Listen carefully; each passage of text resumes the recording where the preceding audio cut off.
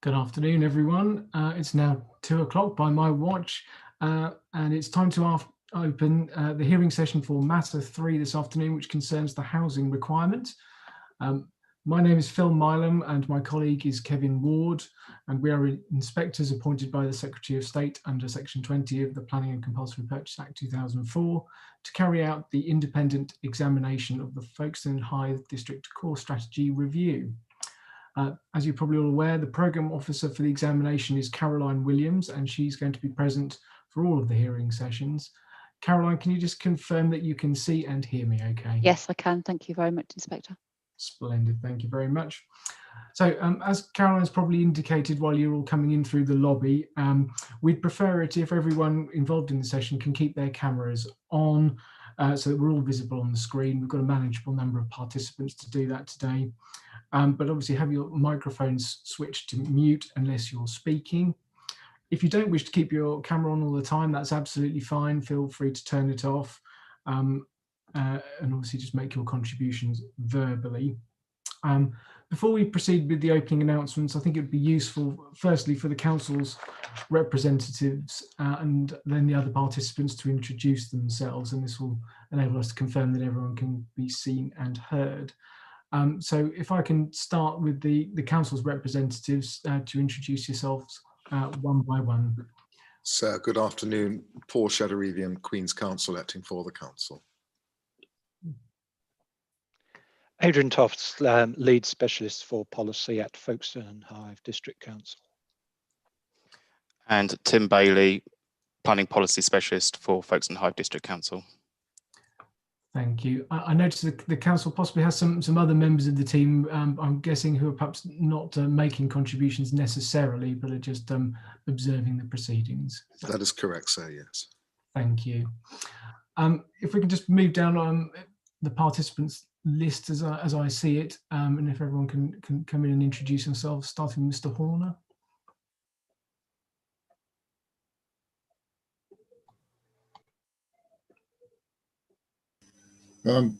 Sorry, sir, I was in full screen. I couldn't get the unmute button. Graham Horner, I'm chairman of the Shepway Committee of CPRE Kent. Thank you. Next, I've got Mr. Eden.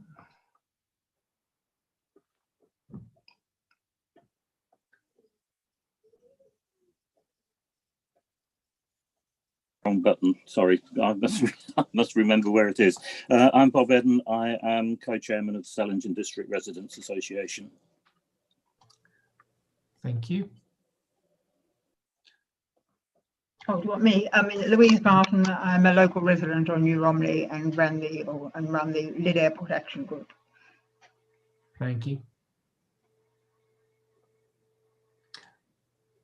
I've got, is it Mr. Waterhouse for Quinn Estates? That's me, sir, yes. Hello. James Waterhouse from Iceni on behalf of Quinn Estates. And Mr. Barrett. Good afternoon, sir. Mark Barrett from the Home Builders Federation. Thank you. So I think that's everyone in terms of participants who we're expecting to speak. Just to again remind everyone that the guidance notes we issued for the hearings were set out in May, and they give out the background to the examination and the hearings, and all of the relevant documents are available on the Council's website. Obviously, the guidance notes for the virtual hearings were issued recently, and please bear these in mind, along with the relevant privacy notice. An agenda has been produced for the hearing session, and hopefully you've all seen a copy. So what we're going to do is work through the agenda in order. So please wait until the appropriate agenda item to make any points.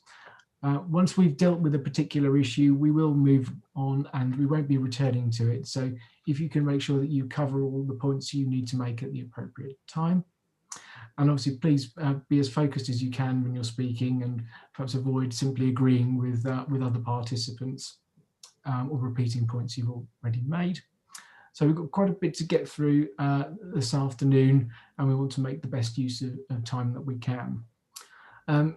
During the session, we'll be directing questions to the council, but we'll bring in other participants throughout the session and give others the full opportunity to speak in relation to the representations you've made on the plan. We'll typically ask the council to respond on particular points, usually first, before we sort of move on to bringing out other participants and then moving on to the next item. And please only speak when you're asked to do so. And then obviously unmute your microphones when speaking, but otherwise have it muted during the session. And we'll only have one participant speaking at a time. As you're probably aware, if you want to speak on a particular item, please use the raise hand facility and I'll bring you in at the appropriate time. So do be patient, we will make sure we get round to everyone. I was half listening during some of the lobby discussion. I believe there might be an issue with Mr. Waterhouse in his raise hand function. So we might have to go old school and you'll have to raise your actual hand, Mr. Waterhouse. Is that right? Or has that been read? No, I've now seen a button which does enable me to raise my hand, so no need for that. Can you just test that for me just now, just to make sure? That's lovely. Splendid. We found that. Brilliant. In that case, we don't have to revert to old technology of the physical raising of the hand. We can go for the Zoom endorsed method. Yeah, it's usually human error, sir, and as was the case there. Apologies. No problem. One of the sort of final areas of warning is please don't attempt to introduce or share documents using Zoom technology, and please do not use the chat function. If there's any documents we require at all, we will ask for them, and they would need to be sent by the programme officer separately. Obviously, if you have any technical difficulties or lose any connection, or there are matters that can't be resolved, please try and contact Caroline, the programme officer, through other means, either by phone or email. Obviously, if your home internet comes down, that may narrow down the options to contact Caroline, but obviously can get in touch with her separately. And please make sure that phones and other devices are on silent during the sessions. And it may well help you if you've got fairly low speed or broadband difficulties to perhaps minimize the number of devices that you've got on your relevant Wi-Fi at the time. We will aim to potentially take a break this afternoon during the session if we've been going for a fair while. And at that point, what would happen is we would ask people to just sort of turn their cameras off and their microphones off, but stay logged into this meeting session, so to speak. And then obviously, please make sure you'll then be ready to rejoin the meeting session at the appropriate time after the break. And as you may be aware, all of the sessions are being streamed live on the council's YouTube channel, and that can be accessed via the link on the council's website. So before we proceed, are there any other sort of format or procedural queries that are in relation to the Zoom or anything else that I haven't covered so far that anyone's unclear about? Splendid. I take silence as full agreement on that. Excellent.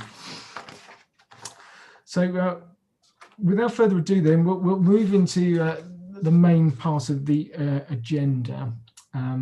As you can see, we've got a number of questions, some of which I'll have several sort of supplementary questions on and points I want to raise. There'll be some that perhaps there are less areas of question. The reasons for that is obviously the council has provided comprehensive responses to us on all of the matters raised.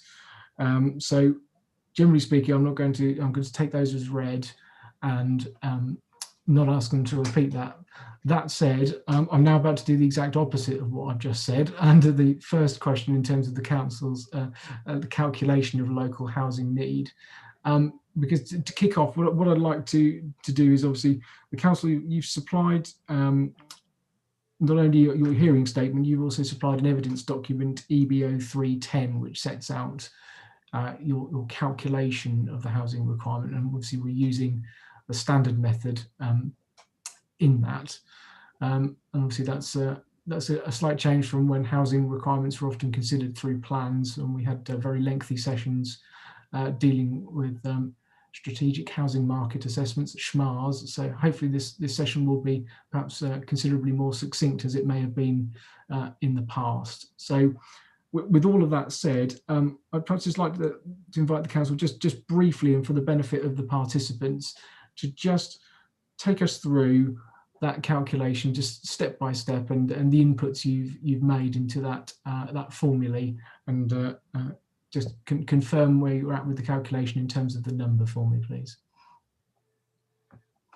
Who's going to start with that one? That'll be myself, but I just need to bring up a document. Just bear with me 1 minute.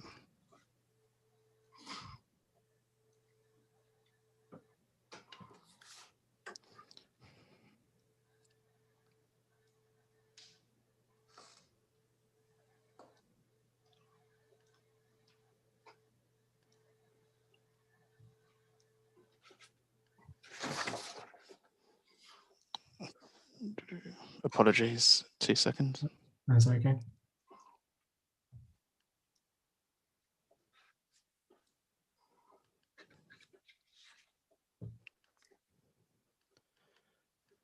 Okay, yes. So in terms of calculating the council's minimum housing requirement, there have obviously, this was, or the standard method was initially introduced in the 2018 NPPF, which required local authorities to use the 2016 population projections.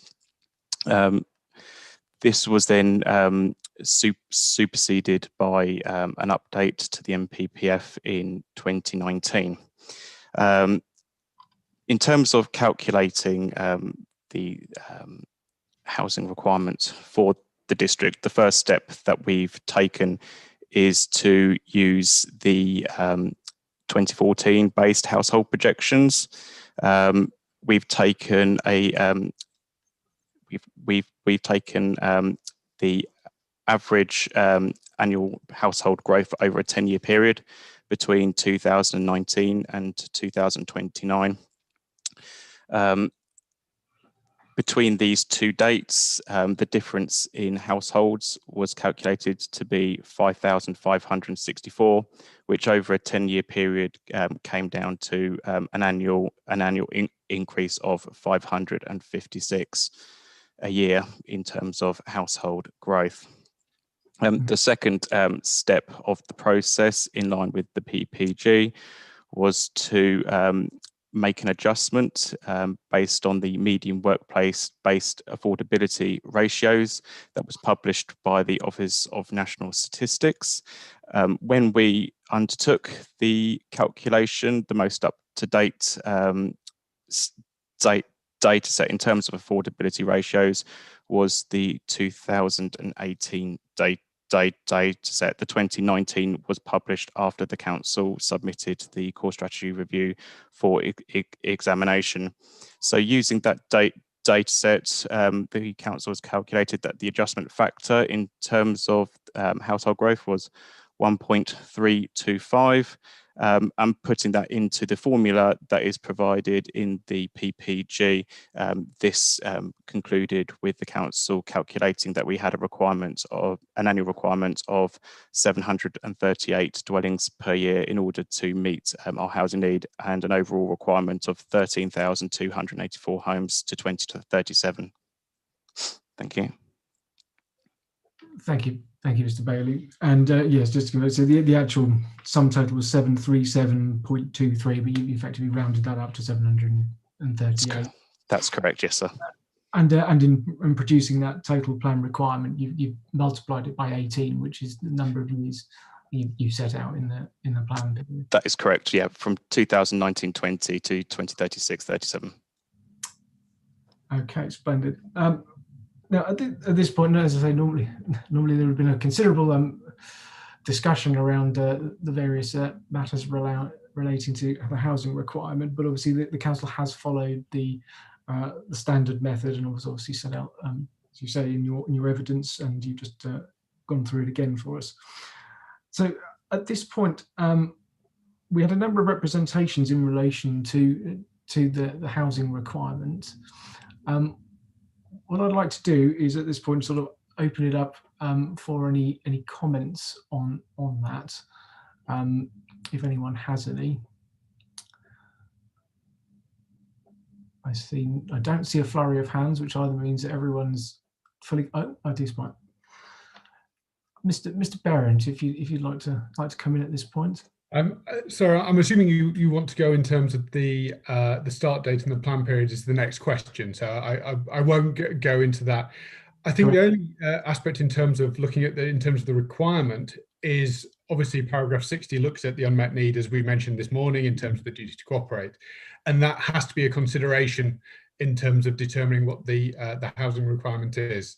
So it's just in terms of recognising there are unmet needs, and that should be taken into consideration when coming to an overall consideration of what that of what the final housing requirement is. But it should be a consideration when coming to that requirement, sir. But just a minor point there.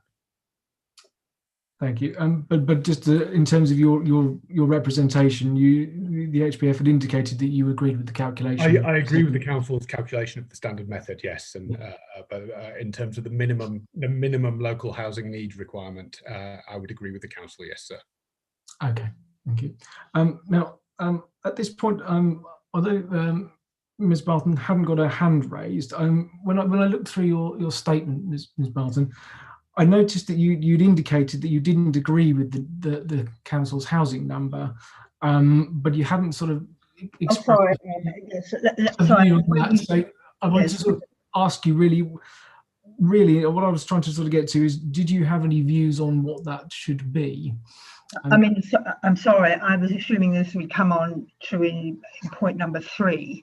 I can see that they've actually the actual formula has been followed to the letter of the formula, so I have no problems about the application. My problem rests with the calculation, the methodology used, which is point 3. So I was waiting to come in then. But if you'd like me to come in now, well, I think what we'll do is we will come back to it on that. But I just wanted to give you the opportunity at this early point. Just I accept that it's being done appropriately. Okay, that's helpful to me. Thank you. Does the council have any other comments on anything that's just been said in terms of the calculation? Not in terms of the calculation, sir. We've already made our views known in relation to postulated need arising elsewhere. Thank you, Mr. Shadow-Revian. Appreciate it. Okay, well, that was possibly a world record discussion on the calculation of housing need. So with that, if there's no further, I have nothing further on that. So if nobody else has got anything they want to raise specifically on that, we'll perhaps move seamlessly to my sort of second point around the base date of the plan and queries around the affordability ratio. Now, there has been some divergence of views in relation to the affordability ratio that's been applied by the council in terms of in terms of its calculation, and obviously you've indicated in your statement that the 2018 figure was updated in October 2019, so it was effectively partway through the year, and that was the figure that you had applied as being the most recent at the time that the plan was effectively submitted for examination. But what has also become clear is obviously through your second round of Regulation 19 consultation that you sought to amend the start date of the plan from 2018 to a 2019-20 start date. So what I wanted to understand really was what was the justification behind that change to the plan start date?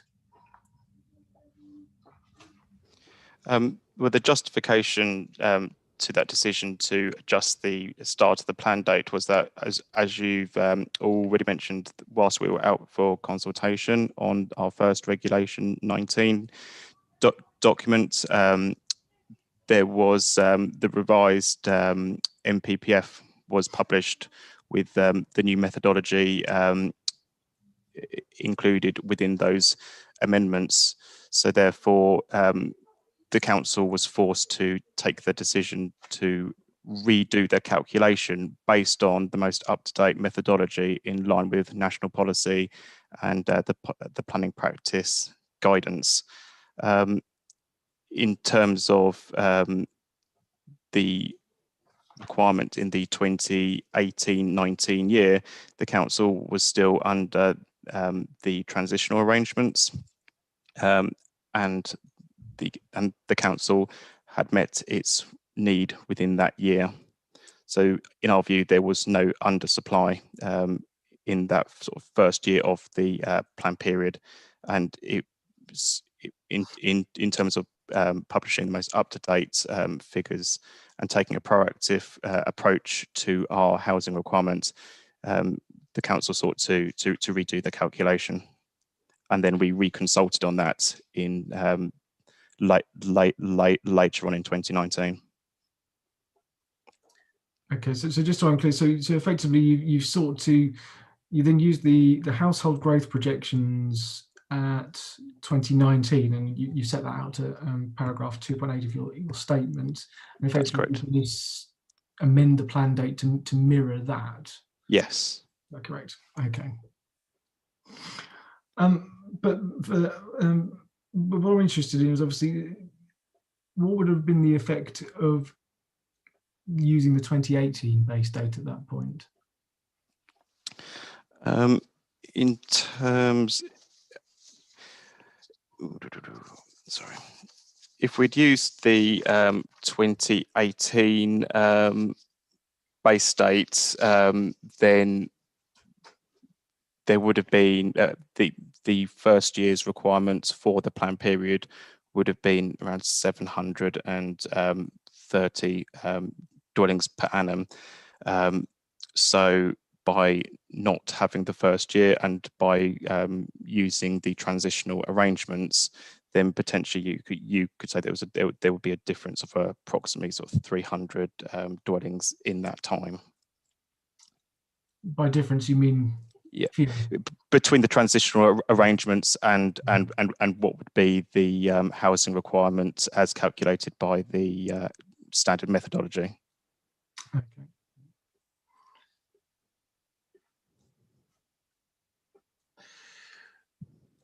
I can see a hand up already. Mr. Berendt.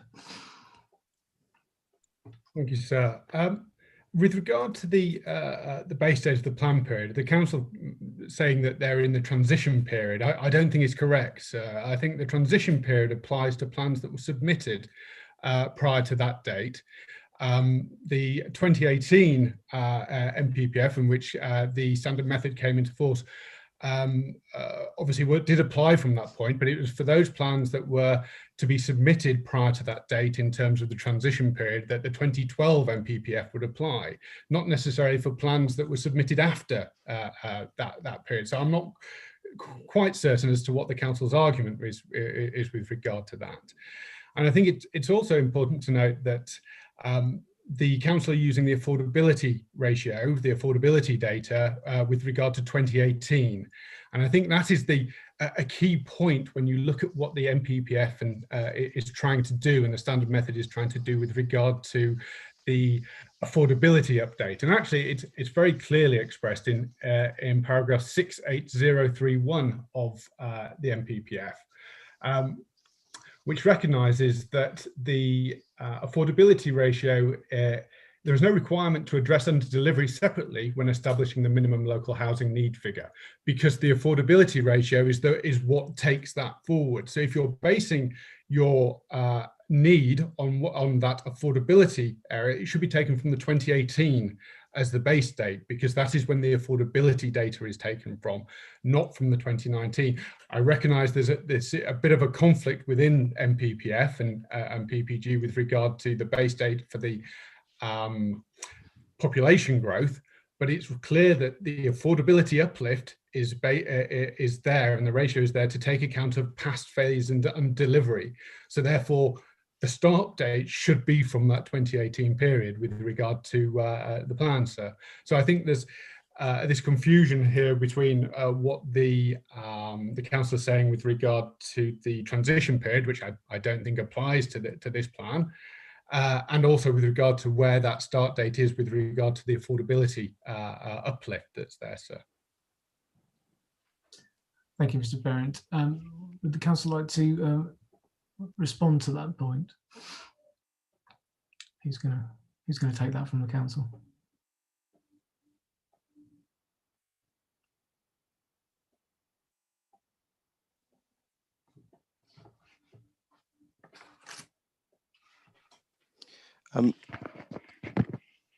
Just trying to understand Mr. Burdent's in terms of the transition arrangement. When the council redid the calculation, the council hadn't submitted the plan at that point.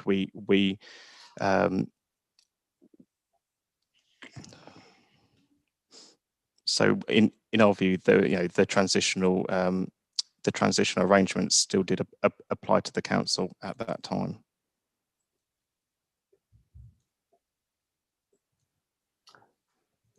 Right. Okay. Yeah. If you need no. Just add in terms of the affordability ratio between the 2018 and the 2019 affordability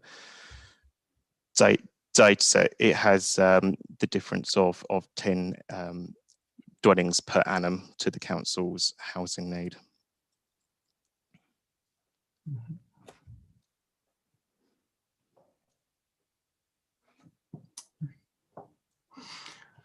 Okay. Okay. I'd like to see another hand. Mr. Horner, did you want to come in at this point? Yes, if I may. I think I'm just basically agreeing with what Mr. Bailey says. I mean, Mr. Barrett's submission appeared to me to be seeking to backdate the start of the new core strategy and thereby to impute a shortfall over the last couple of years, or maybe only 1 year, but surely until this new strategy is adopted, the old strategy applies. So the old targets apply, and I don't quite understand how he's saying there's going to be a shortfall.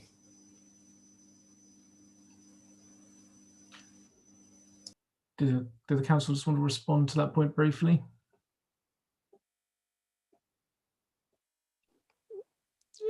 No, we would agree with what Mr. Horner's said.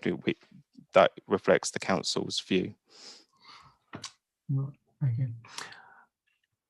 I'll come to Mr. Waterhouse at this point. You had a question. Yeah, I mean, we looked at this plan and drew very similar conclusions to Mr. Barrett. It's I think it has to be one or the other. I think you either have the affordability ratio consistent with the start date, or you go back to the original start date that aligns with the affordability ratio. What the council have done is slightly at odds with what the spirit of the and intentions of the policy are, which is to balance under delivery using the affordability ratio. And what in effect the council have done is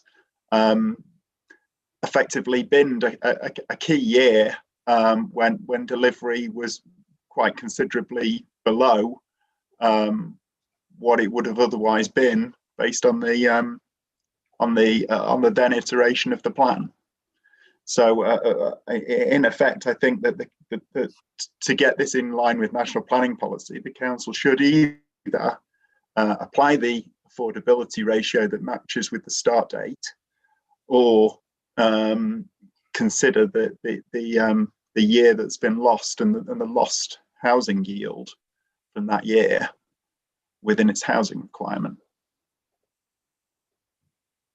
Thank you.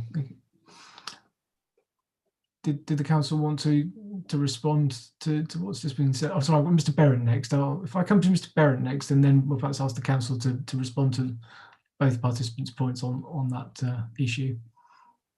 Thank you, sir. It's just really in response to Mr. Horner, in that many plans start from before the period in which they're adopted. It's to take account of the when the evidence was collected, or the base date for some of that evidence, and to ensure that actually you're not missing out on needs that should have been delivered. And I think that really goes back to the point that Mr. Waterhouse was saying, in terms of there is a significant number of homes that haven't been delivered within that period that will just be forgotten. So thank you. Thank you, Mr. Behrens. I'll sort of come back to the council to respond to sort of both of those points, and I'm sure he's going to. Just to say that the council maintains that it considers that it's undertaken the calculation correctly, and that that it considers that the base year which it's used is correct, and that's the point the calculation has been taken. The NPPF does state, or the NPPG states, that the most up-to-date affordability ratios be used at the time of the calculation. Therefore, it's the council's view that the PPG sees that there will be a crossover period in the year where there will be a disparity between the data sets that are available, and having used both sets of affordability ratios in our calculations, the difference between the housing requirement figure is very small. It's 10 units per year over the course of the plan period. So 180 dwellings to 2037 is the difference between the two ratios. Thank you. So just so I'm clear, the council's position in effect is that you can have, because of what the PPG says in terms of the most up to date at the time of submission, your position is in effect that those two dates can mismatch. Is that right? Yes, that's correct. Okay, thank you. At the moment, obviously, I've not sort of come to any conclusions on this particular point, and it is something I'm going to have to think about. I've probably asked what I wanted to in terms of the matters around the base date and the affordability ratio. Mr. Waterhouse, I can see a hand, so I was just going to invite anyone else to come in. So if you. Thank you, sir. It was really just that the planning practice guidance does say that the housing need figure should be kept under review and revised where appropriate. I mean, to me, this seems an appropriate change. You sort of made one change, but not the corresponding change in the formula to reflect the affordability ratio. And yes, 180 homes across the plan period is not a seismic amount, but it's still a shortfall, and it should really be included within this plan. And the positive provision should be made in the plan for those missing 180 homes, were the council to amend their approach and in line with the formula. Thank you, Mr. Waterhouse. Mr. Shadarivian. Yeah, on that point, sir, there's got to come a point in time in terms of process when you say, right, this is the point at which we then go out to consult, we essay and carry out those procedures. That's why it's important to recognize that in procedural terms, you've got to get to a point when you start going down the line of testing. The duty to review will occur continuously after adoption, but that's not meant to be read in the sense of continuing to review the status of the assumptions made during the Regulation 19 process, because you'd end up redoing it time and time again and never getting to adoption. That's the only point I want to make. Thank you, Mr. Shadarivian. Okay, does anyone else have any points they'd like to make specifically in relation to the base date and the affordability ratio points?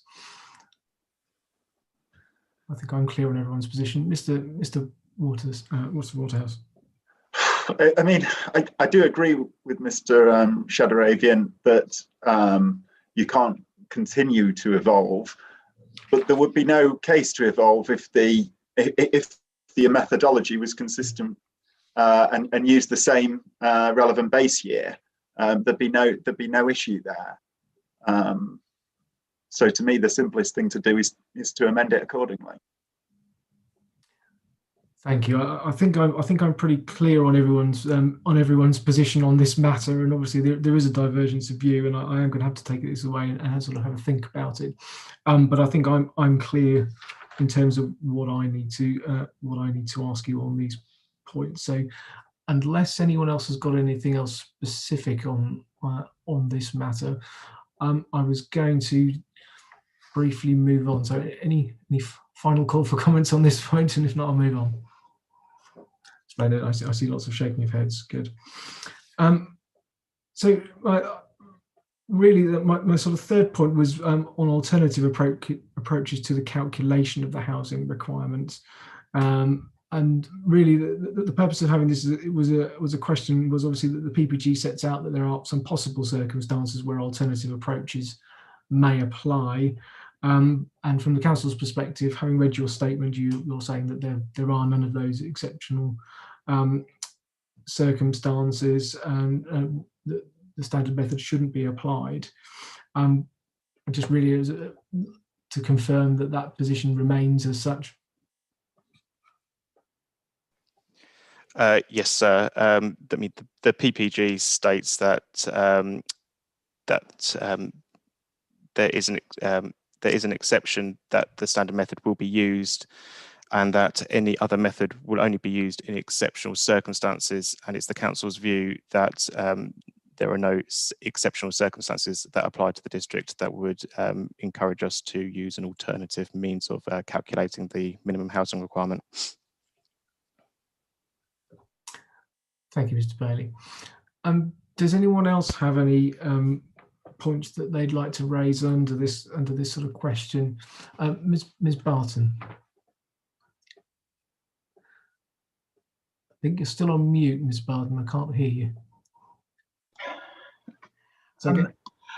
I'd like to argue that there are exceptional circumstances. I mean, the council itself has very clearly outlined the huge constraints to development that the district faces. I mean, the floodplains, protected habitats. Yet, I mean, that is a viable point. I mean, they've dismissed it as well. We're satisfied because we don't have any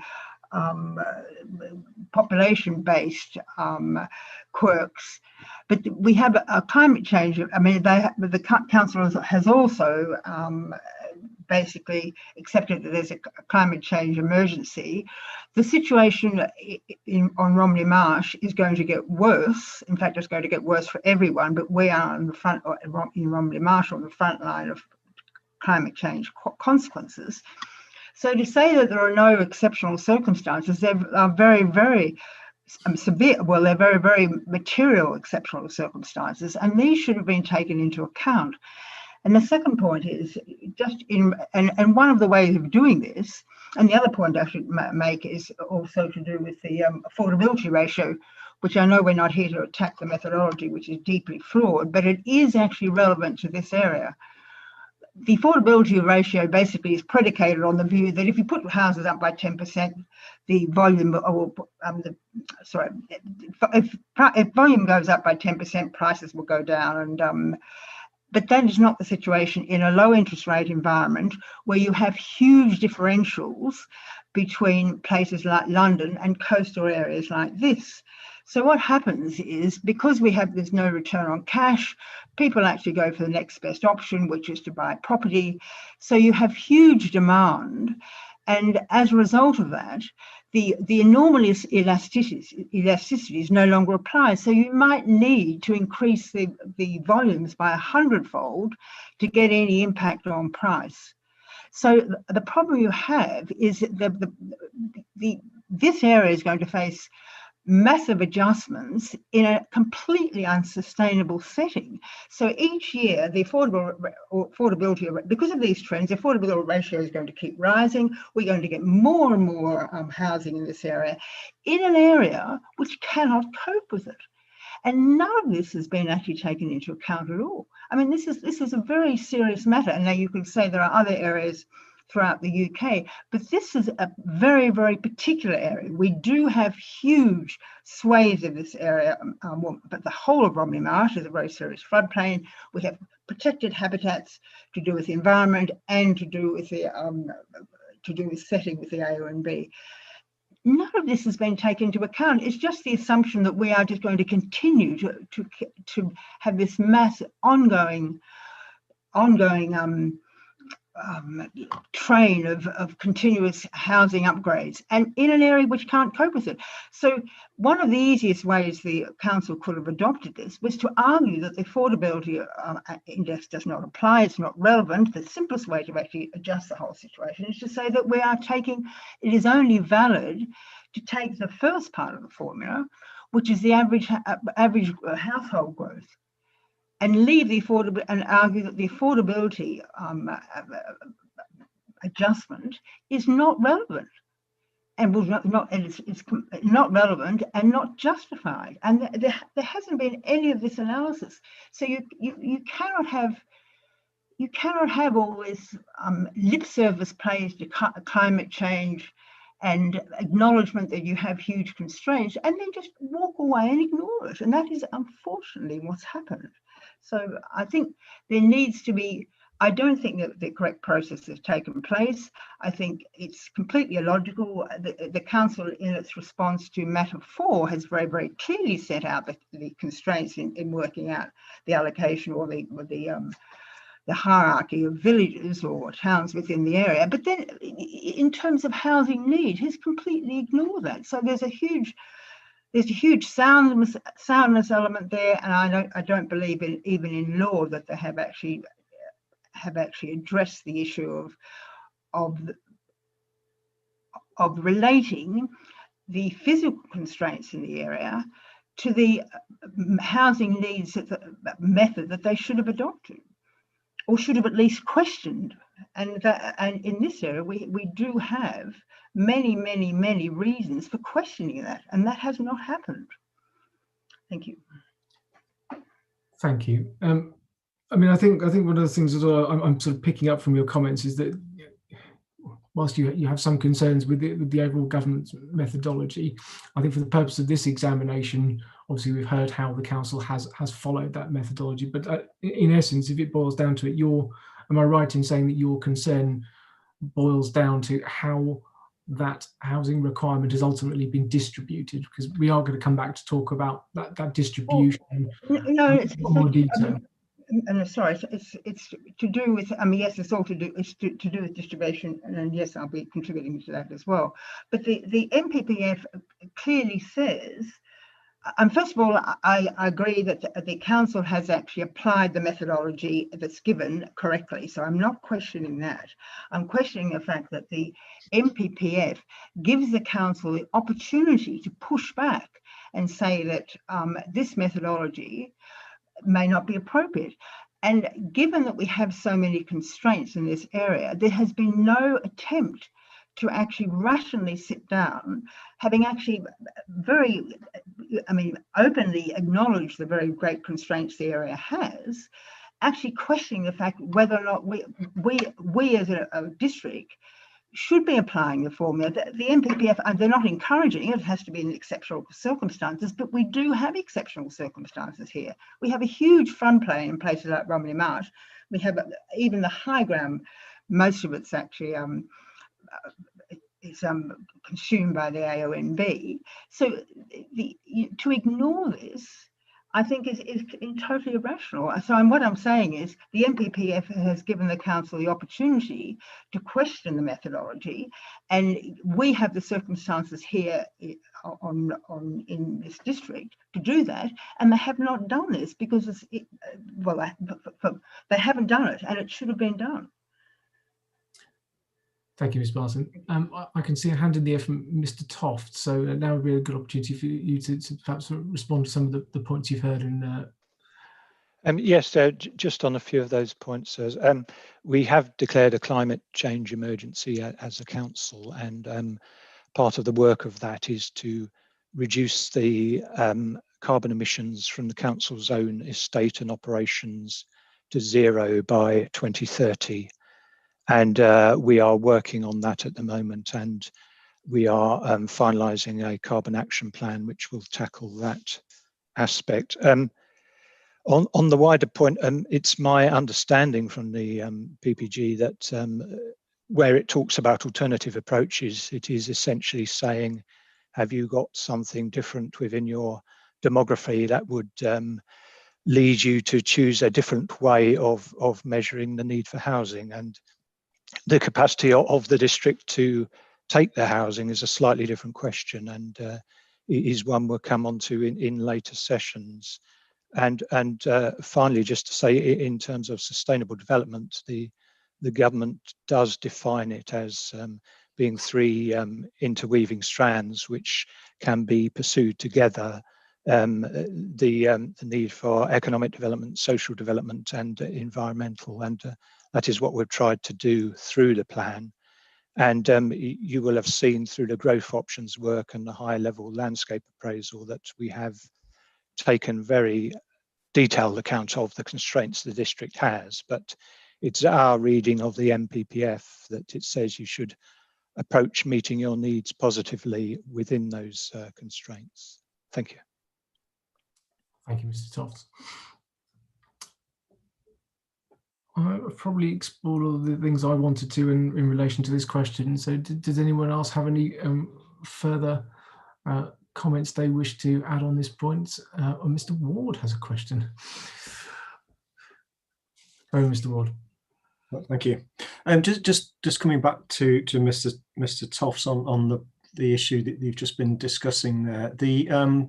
The framework, the MPPF, does, as Ms. Broughton points out, does allow the opportunity, at least for local planning authorities, to set a housing requirement which may not be the same as the housing need figure. So I appreciate the council's position that you didn't think that was appropriate or necessary, but in principle the option is there, or was there, for the council to consider whether, having established what the local housing need is, to make a decision as to whether it's appropriate or necessary for that to be met in full. I note, I note that the position you take, that it is appropriate and necessary, but the principle at least was an option open to the council to consider at that point.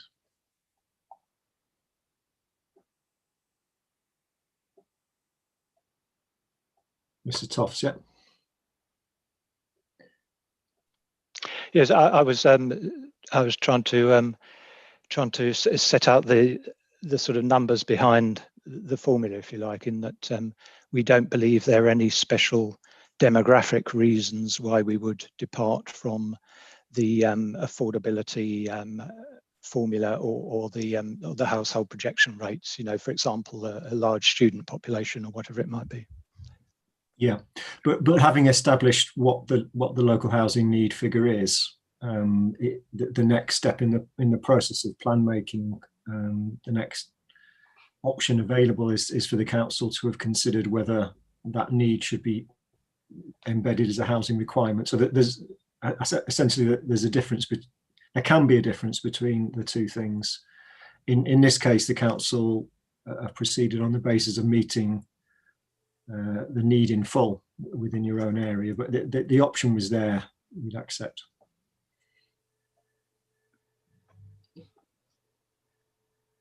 Okay. I think the point is that instances where one might not choose to meet a need in full might arise through structural constraints within the district or borough in question. For example, if there's a huge amount of green belt and other sensitivities, there might be a reason then to restrict growth. The reasons for restricting growth would have to be very, very compelling, and they could be in any could take the form of environmental constraints or other constraints, but there is nothing in this district which would dictate a view that the need should not be met in full where it can be met here in terms of capacity. And that capacity, although there are constraints and very sensitive areas, that capacity is available, at least for this plan. Thank you, Mr. Sheddery. Yeah, thank you. We've got Ms. Barton, if you want to come in at this point. I mean, in all due respects to Mr. Sheddery, but he actually basically cited a greenbelt, but surely protected habitats and AONBs and very, very severe floodplains carry more weight than greenbelt. So I would argue that the council has not taken into account serious physical constraints. And the physical constraints that we have are far more severe than the green belt that he's actually citing. So I think it's entirely wrong for the council to just dismiss the fact we have some of the most important protected habitats in the whole of Europe. We have huge floodplain, and we have a very, very important AONB, and it takes up a very, very high proportion of our land mass.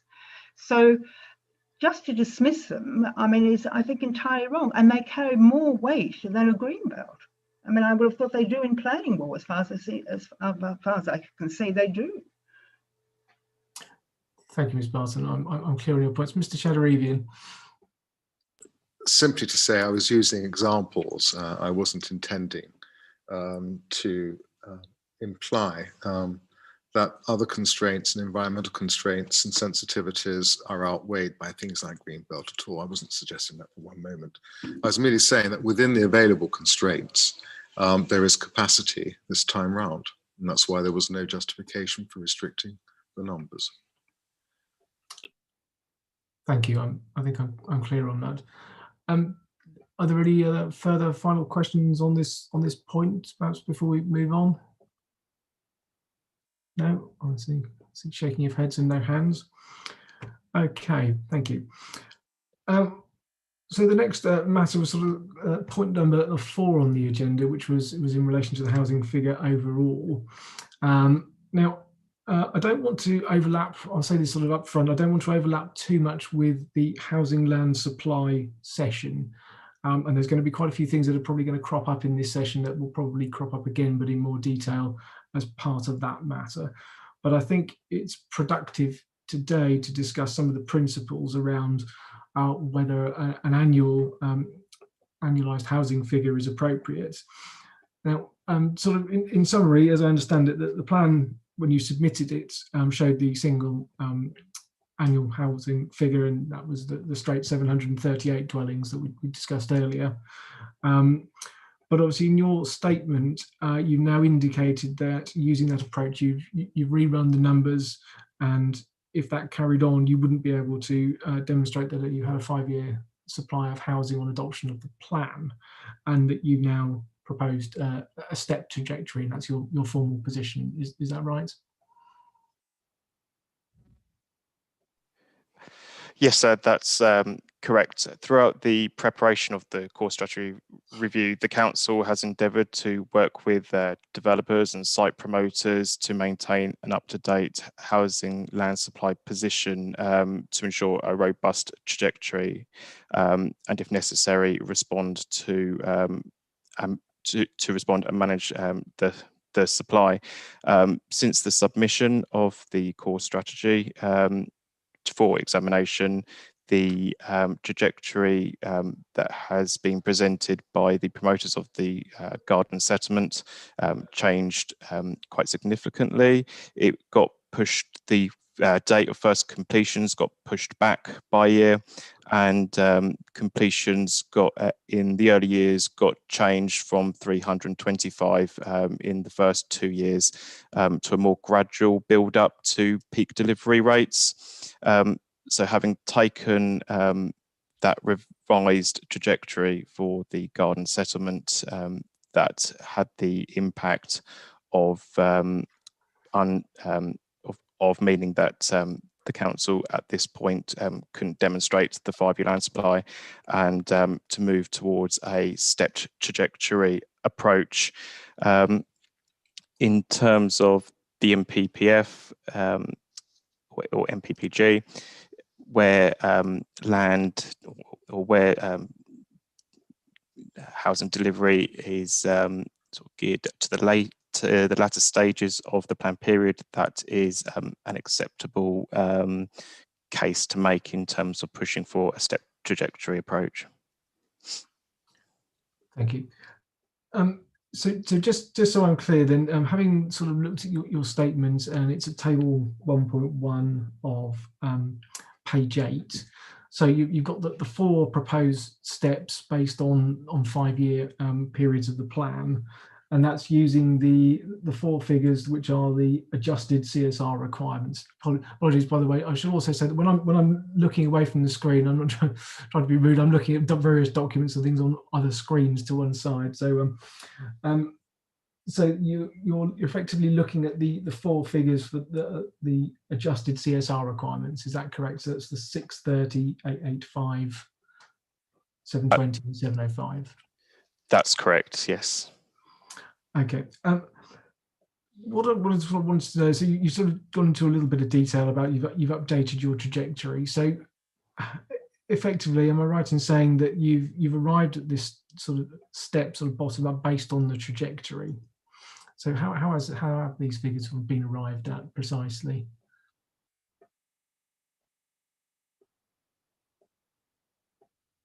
You might still be on mute, Mr. Bailey.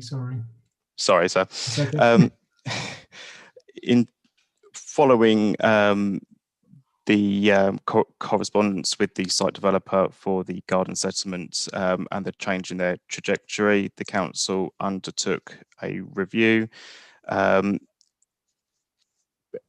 profiling out the site allocations that we have within the core strategy review and the places and policies local plan, as well as extant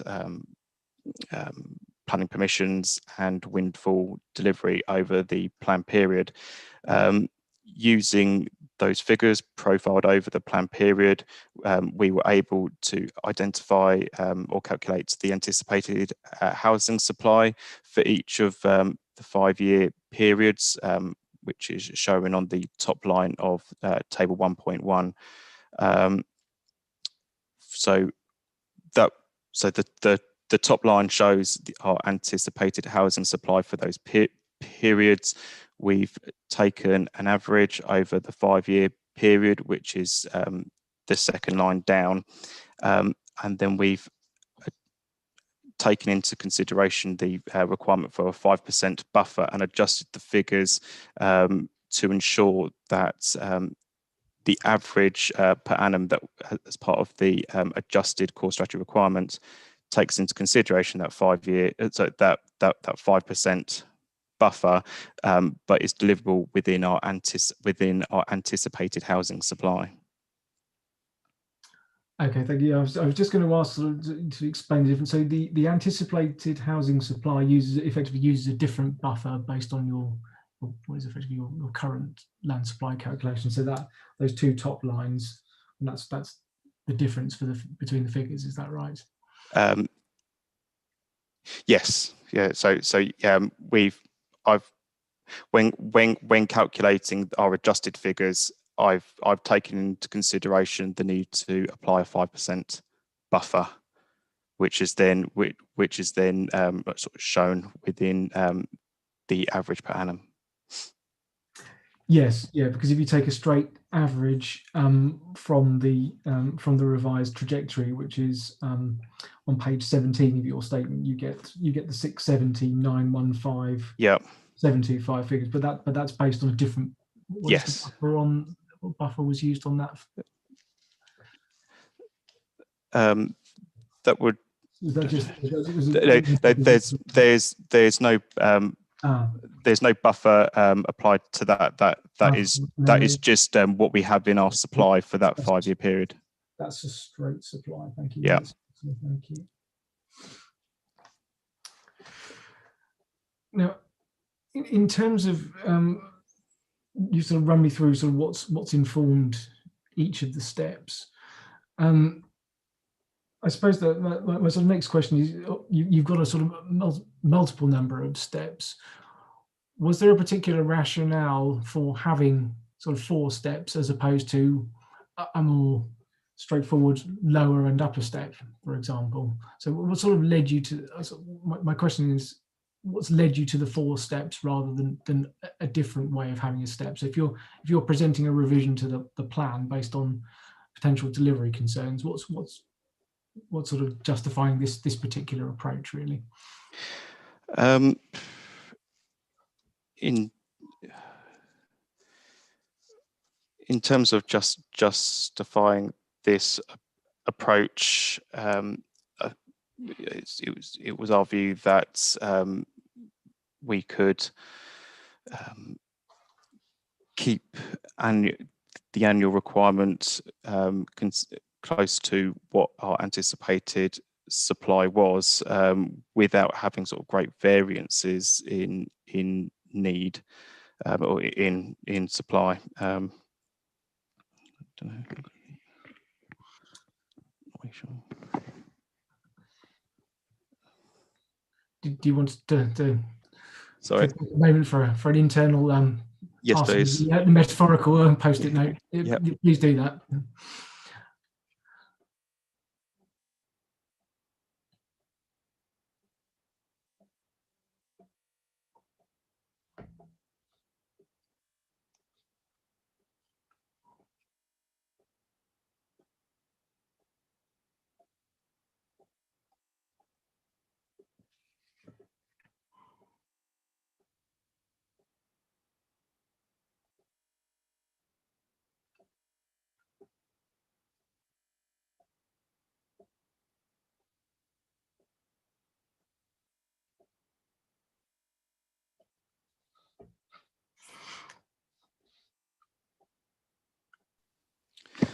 Okay, thank you. Sorry about that.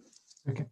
Really, okay, it would be justified on the basis of practicality and deliverability of the supply that we have within the district, on the back of discussions with developers and site promoters, and sort of based on the economic challenges that the district's had in previous years. Thank you. Mr. Barrett, you've got a hand up. Thank you, sir.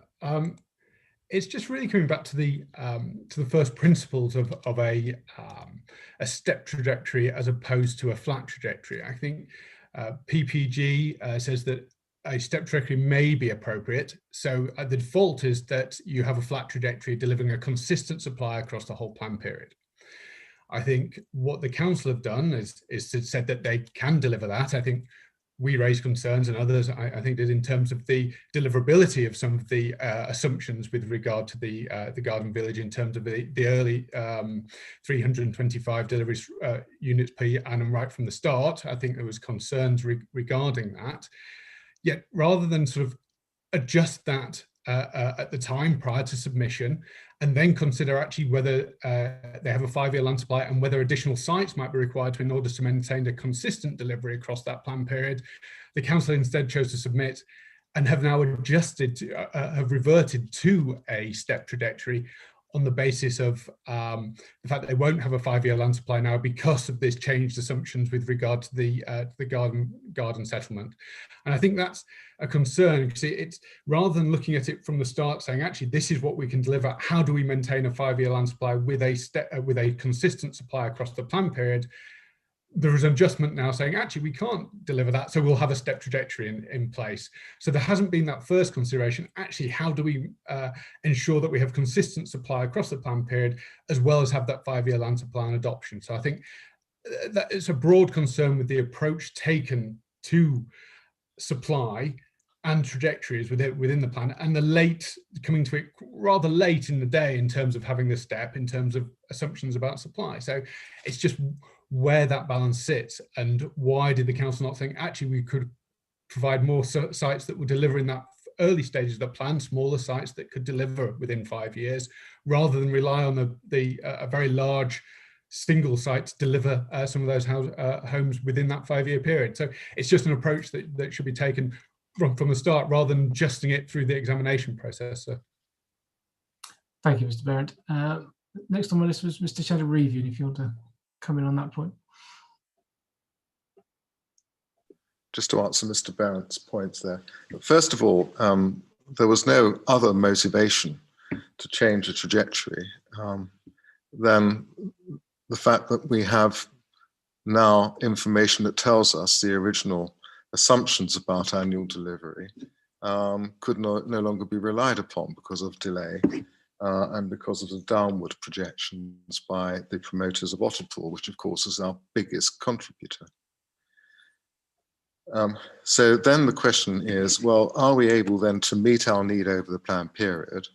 The answer is yes, we are still able to do that. But what effect does it have then on delivery over the planned period? And one's got to be realistic about it. At the end of the day, a stepped trajectory can be justified where circumstances like this do prevail. And so in taking a nuanced approach to step delivery, not a straight line approach, but a nuanced approach that takes into account available local data to inform what is more than not likely to be produced in those 5-year tranches, is a laudable approach, one that respects the evidence and one which is realistic. And the local authority should be applauded for that, not criticised for it. So I would suggest, sir, that a sensible and practical and pragmatic approach is one which favours this new trajectory. And it's fully in line with policy. Thank you. I can see a hand up from Ms. Barton, if you... Yes, for once I agree with Shepway, having been forced to go through line by line every development for the next 5 years and break it down by character area. I can see that it can be done. So I think there is a 5-year land supply. What concerns me is the allocation of the housing across the 3 character areas over the whole lifespan of the plan. And given that there have been delays in Otterpool Park, it means that in the early years, places like Romney Marsh are punching way ahead of their weight in terms of housing delivery.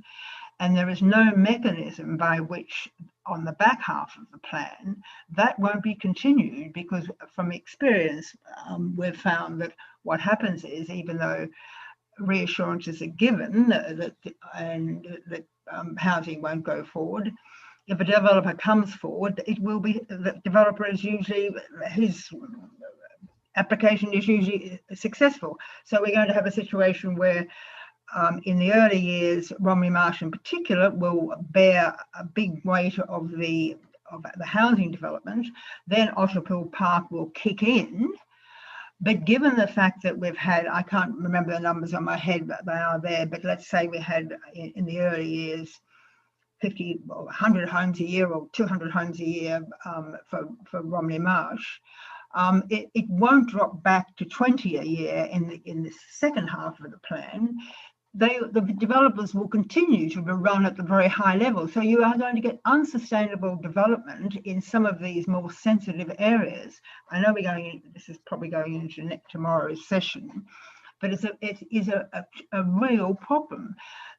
I don't disagree with the methodology. I mean, I can see that there is a 5-year plan there. What I'm worried about is that it's forcing a lot of development onto certain areas, and there's no mechanism by which those areas will be released from those obligations at the back end of the plan when Otterpool Park kicks in. There is absolutely nothing there in the plan, and we are dealing with very, very sensitive areas.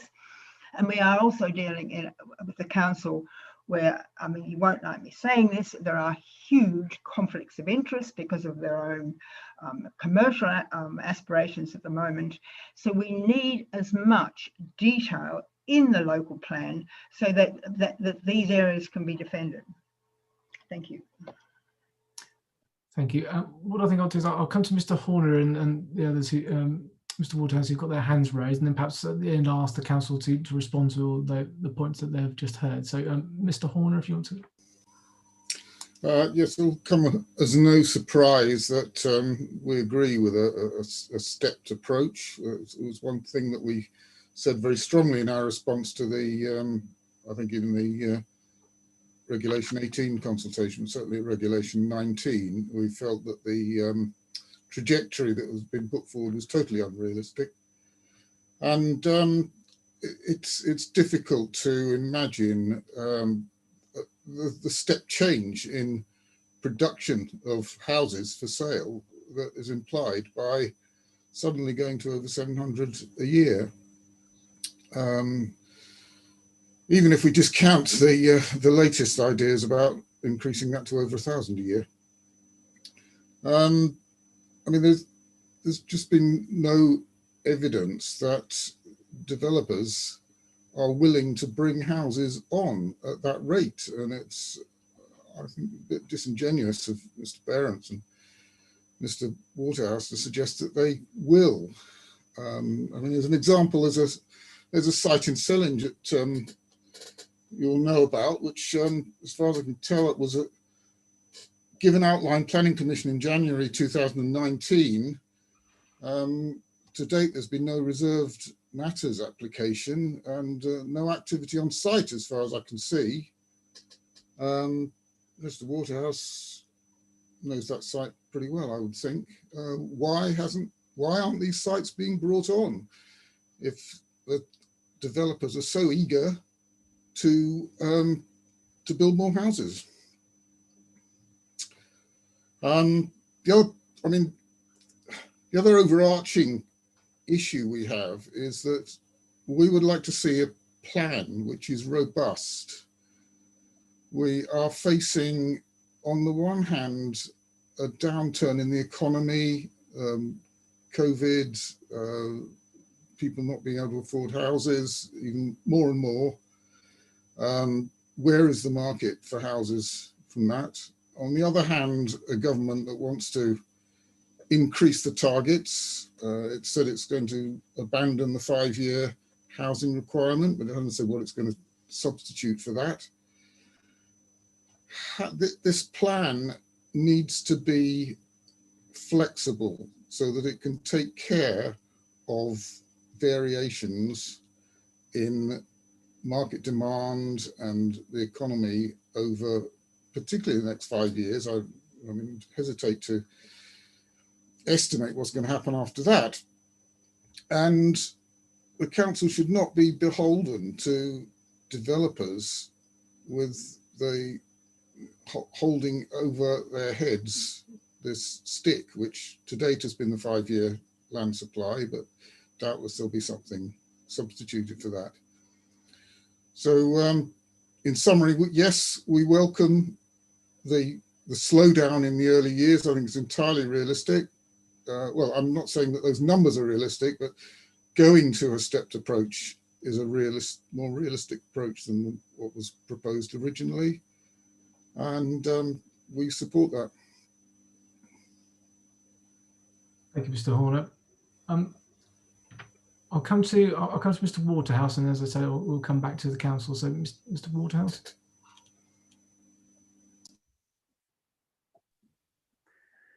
Thank you, sir. I have some sympathy for the authority, for the council on this, because the information's telling the council that the current strategy is not going to deliver sufficient supply in the early years. There's likely to be a 5-year land supply shortfall, and it's almost setting up the plan to fail, and no one wants to do that. But I think before racing into to make it to adjusting to having a stepped approach, you've got to look at whether the strategy is right in the first place.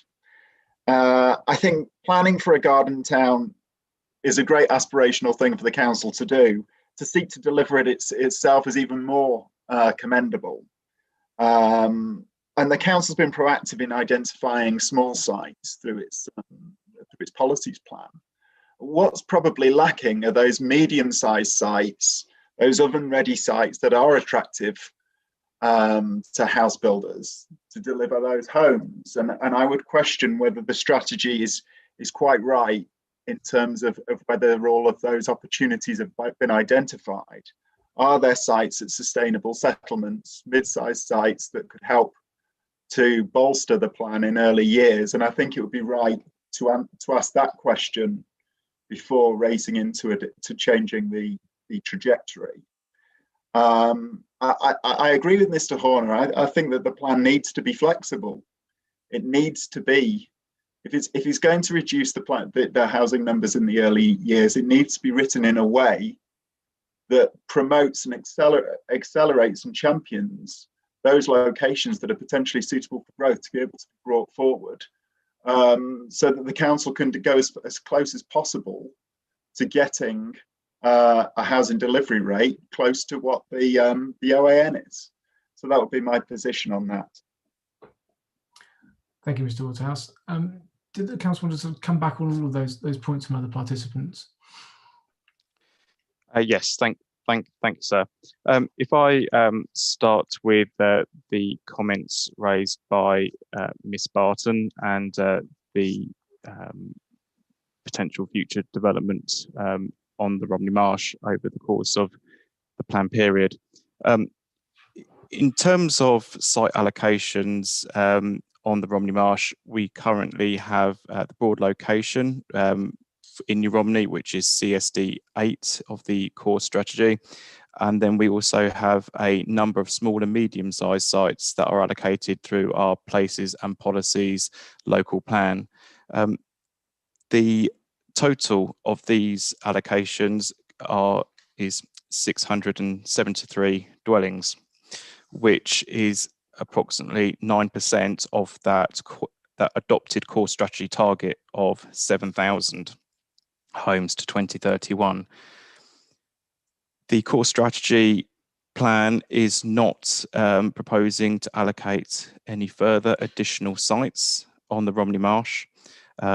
The uplift in housing need is being met through the garden settlements and the extension to Sellinge. So when taken as a, when that 673 is taken as a figure of the overall housing requirement of the plan, the distribution to the marsh is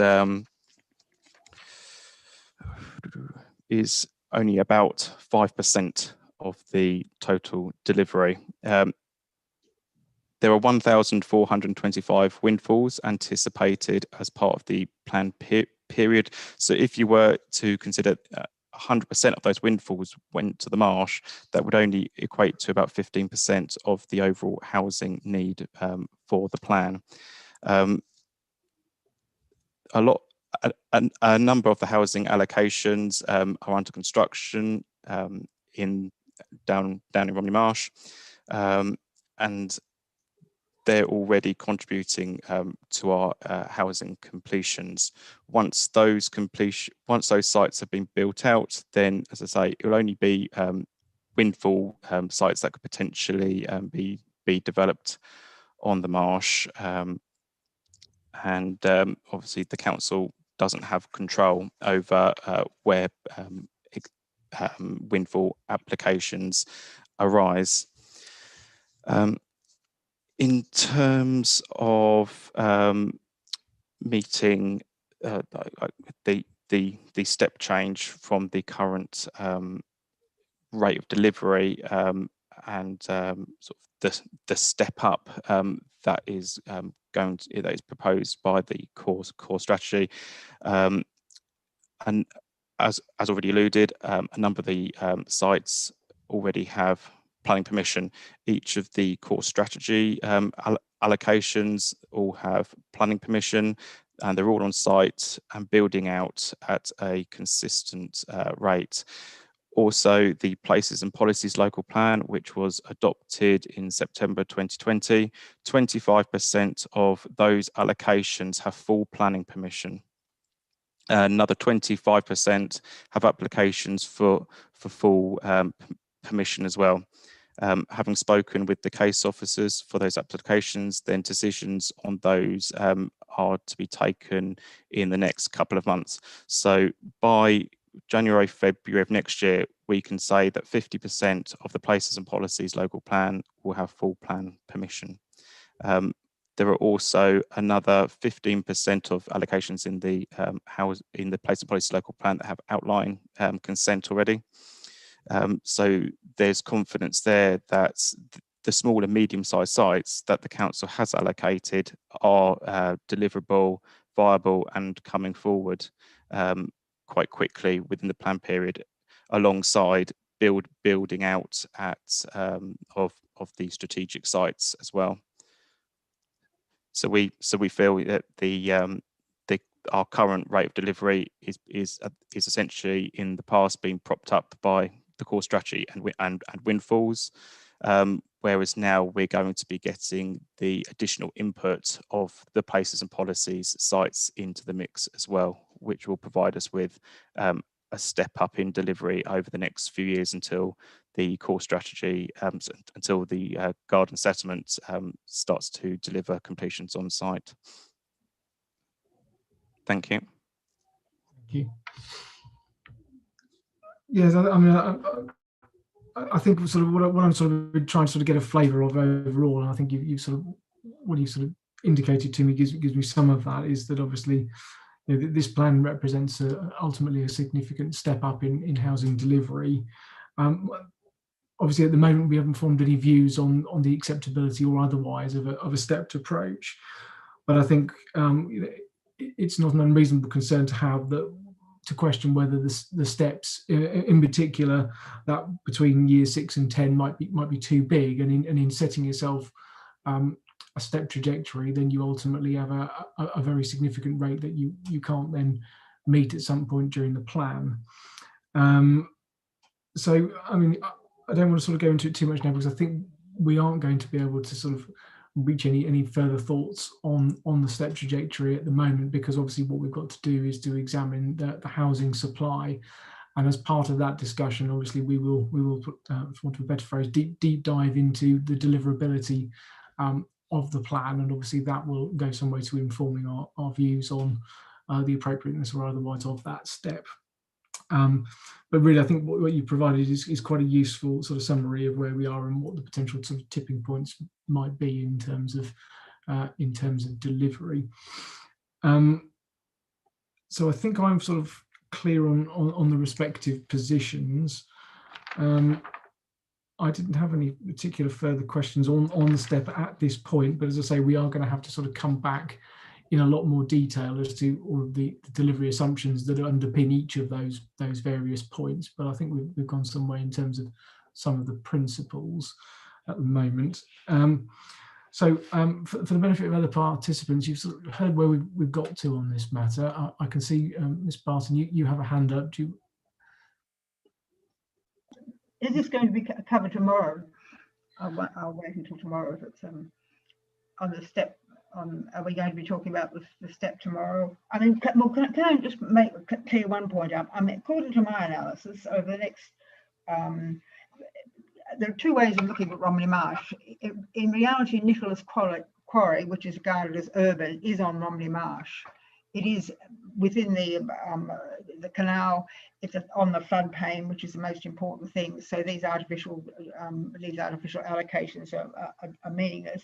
So if you look at the 5-year plan, I mean the 5-year capacity, and you include Nicholas Quarry, 24% of the houses will come from Romney Marsh. This is an area which in the old plan was supposed to deliver about 10% because of all the constraints it had.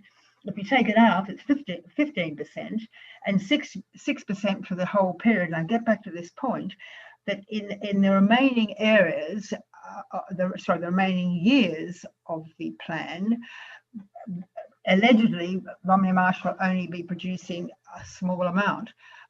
But we know from history that that won't happen, that the developers will use the existing rate as an excuse to keep running at the same rate. So Romney Marsh will end up having unsustainable amounts of development. And it's the reason we need more a policy that actually at least demarks some sort of constraints on Romney Marsh. I realise we're getting off the point here, but I just might like to make that point. There is a big difference.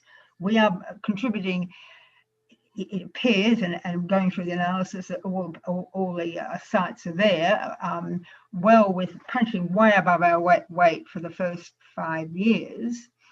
But then it looks as though we contribute a lot less. But in actual fact, the reality is we will have it pushed. Hindsight tells us that that low level in the later years will not happen. Thank you. Thank you. I think the housing land supply session is later on in the programme. So we are going to be sort of coming back to that tomorrow. We're obviously going to be discussing the spatial strategy amongst other things, and a number of you are coming back for that session. But just in terms of commentary around the use of either the annual average or the council's proposed stepped requirement, are there any other sort of final points on that before we move on? I don't see any hands up. So yes, I do. Yes, Mr. Horner. Sorry, I missed that one. Mr. Horner. Sorry, sir. I just wanted to clarify the difference between what is said in the core strategy submission document itself, the trajectory, which has been referenced a few times, and the numbers which are in the council's response to you. Am I to understand that the council is now proposing to change the annual requirement into 3 or 4 tranches, and that will be enshrined in the revised core strategy document? That's essentially, yeah, that is essentially what the council has put forward, and that was put forward in their hearing statement, and the sort of crux of those points that I've been discussing is set out on page 8 of that document. So I see. Yeah. Yes, thank you. That was a proposal in their response to our questions earlier on in the process. And the other point I'd like to make is that presumably, even if there's a stepped delivery range, but a range of delivery rates over the planned period, there's nothing to stop developers bringing forward any site which has already been allocated in the plan to suit their own ends. So I just wonder why they seem to be so keen to have the numbers pumped up in the early stages. So they could still deliver twice the number of homes if they have those sites already. They can bring forward planning applications for them. The only caveat to that is that, I mean, our main concern has always been the dreaded 5-year land supply, which has had the effect of bringing forward applications for sites which are not in the local plan and which are almost by definition unsustainable because they haven't been chosen in a proper democratic process. So with a stepped approach, and I mean, if something is substituted for that 5-year land supply headache, then, as I say, there is still the opportunity for developers to bring forward more sites than the trajectory would demand. So I don't see what their problem is. Thank you. I think in essence what the council has said in its response to our questions is that if a flat rate of 738 dwellings was used throughout the lifetime of the plan, and obviously that figure would form the basis of its 5-year land supply calculation, plus all the other relevant buffers and steps that go into that, then it wouldn't be able to achieve a 5-year land supply. And therefore the purpose of putting forward what they've put forward in these steps in their statement to us, if and that remains very much an if, we're minded to accept that, that those numbers within the step trajectory would form the basis of the 5-year land supply calculations. So they would be, so that's why essentially why that's been put forward. Indeed, and I suppose we have to assume for the time being that a 5-year land supply requirement will remain, although it's been proposed to get rid of it. We are working on the known knowns at the moment. Yes, thank you, sir. Thank you. So unless anyone else has got any final points on that which they wanted to make, I don't see any further hands. I was going to propose to move on. Now, I'm mindful that we've been going sort of an hour and a half. Now I've got a few more questions in relation to sort of point 5 on the agenda, and then we've got a sort of and 6. Would participants appreciate a short comfort break at this point before we get into those remaining questions, or are people happy to sort of press on? I don't mind. So I'll take a sounding from the number of heads shaking or nodding. Do people appreciate perhaps a short break, perhaps 15 minutes? I can see more nods than I can head shaking. So I think on that basis, if everyone's okay, we'll take a short break, comfort break, and if we can all be ready to come back at 3:45, and then we can progress the final points. Thank you, everybody, and I'll see you back here in 15 minutes. Ladies and gentlemen, can I ask you to mute and to go to a blank screen? Thank you.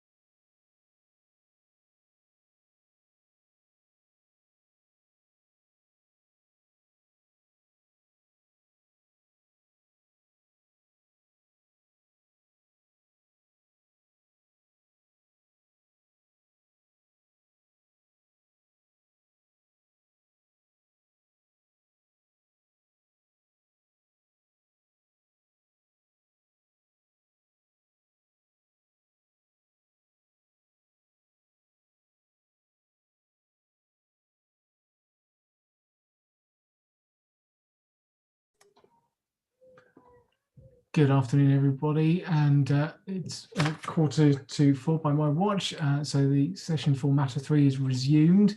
I think we have everyone here who we're expecting.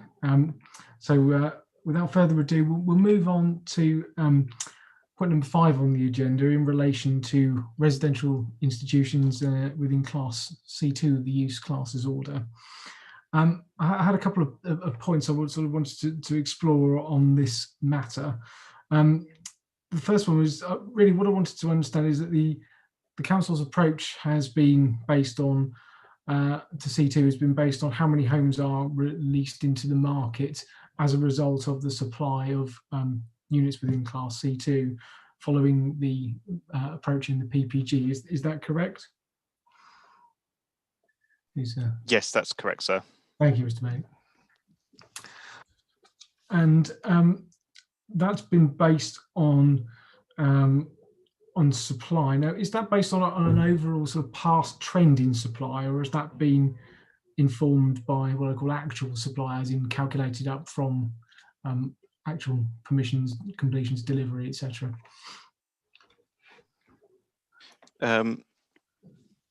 So, in terms of the requirement figure.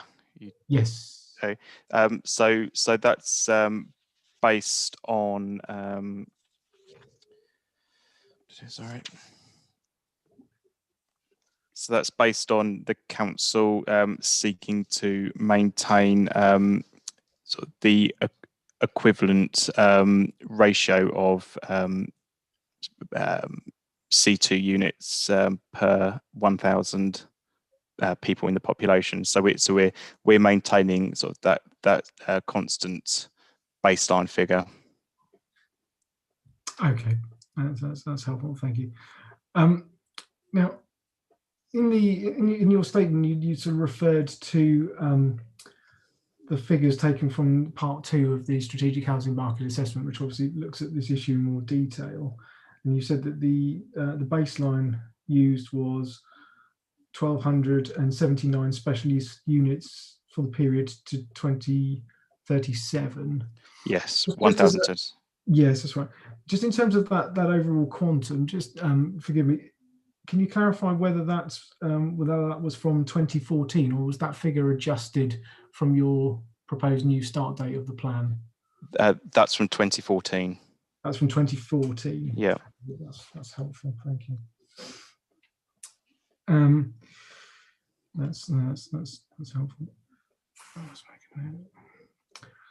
Now, sort of allied to that point, you'd obviously indicated that you sought to maintain the existing ratio of C2 units per 1,000 population.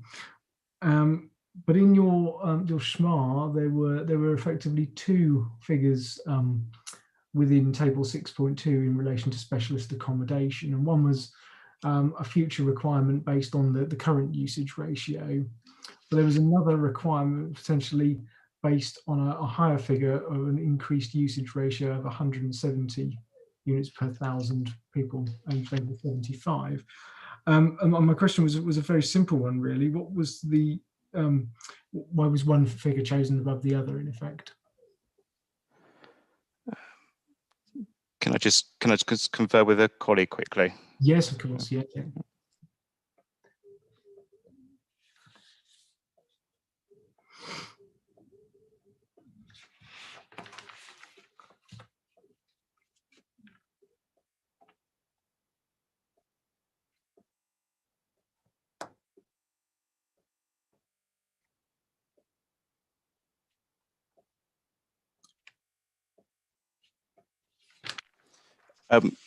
Could we respond to you via a note at the end of the session on that, please?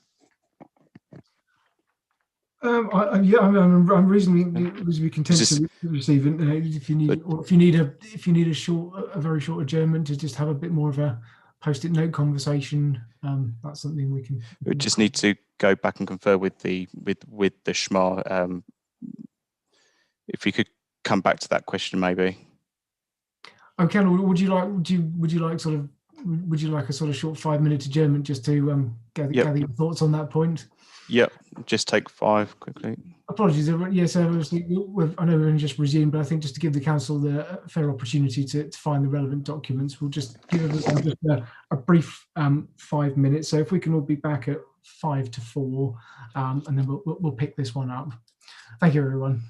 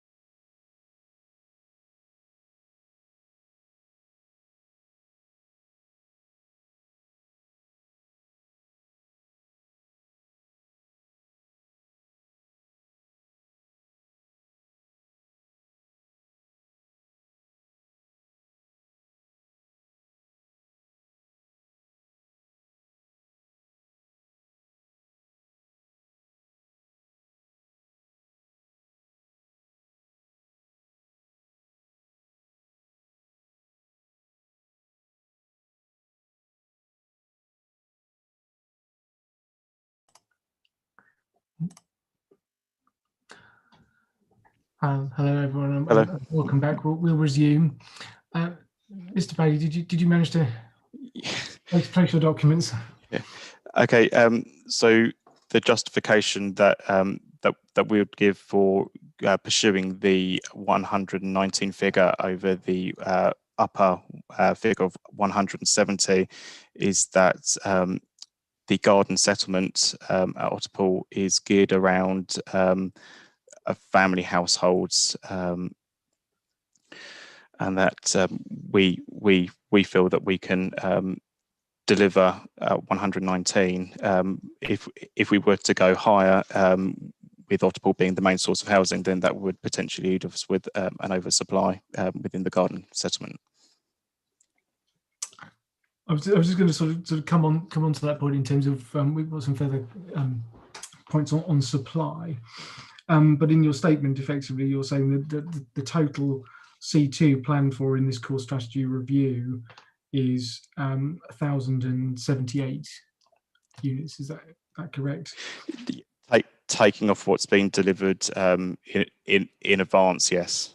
Yes. So this is made up from the 1,279 figure that was identified in the SHMA, and minus 201 units of permissions for within use class C2 and completions since 2014. That's correct. Yes. I suppose my sort of question is obviously basing an approach on what's released into the market effectively from permissions granted. Is there the potential that is in any way constraining the level of need for specialist units in C2? And sort of allied to that, my sort of follow-on question really is the approach of maintaining the existing ratio appropriate?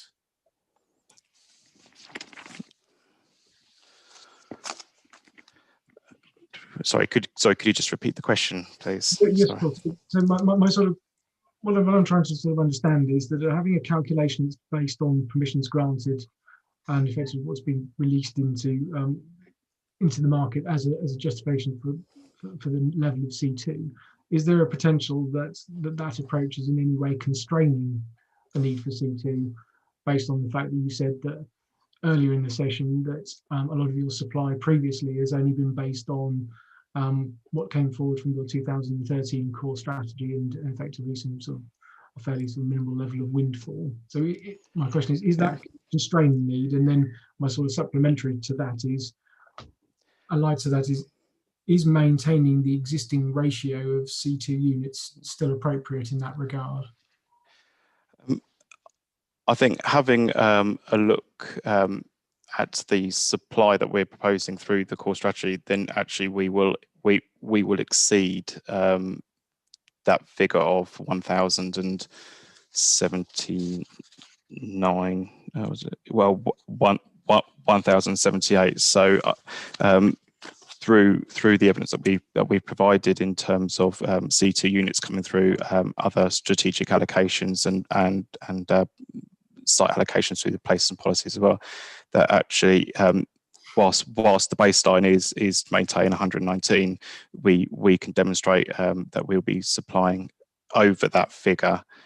So we consider that we're not constrained. We won't be constraining the delivery of C2 units within the district. Through the plan, we will actually be increasing that. Thank you.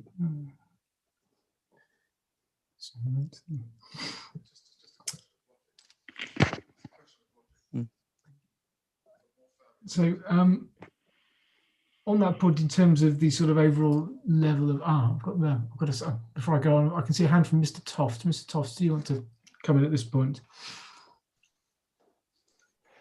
Yeah, just on the question of the upper and lower rate, looking back again through the evidence base,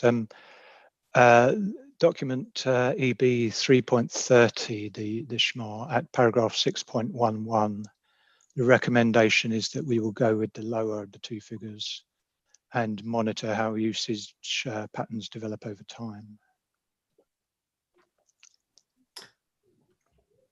Thank you, Mr. Toff. So, but obviously this was sort of based on the SHMA, which is so. Has any? I suppose my sort of question is, it talks about sort of monitoring over time. Is there anything that's come forward through your monitoring activities that would perhaps now lead you to a different view? No. Nothing being indicated through our annual monitoring report. Thank you.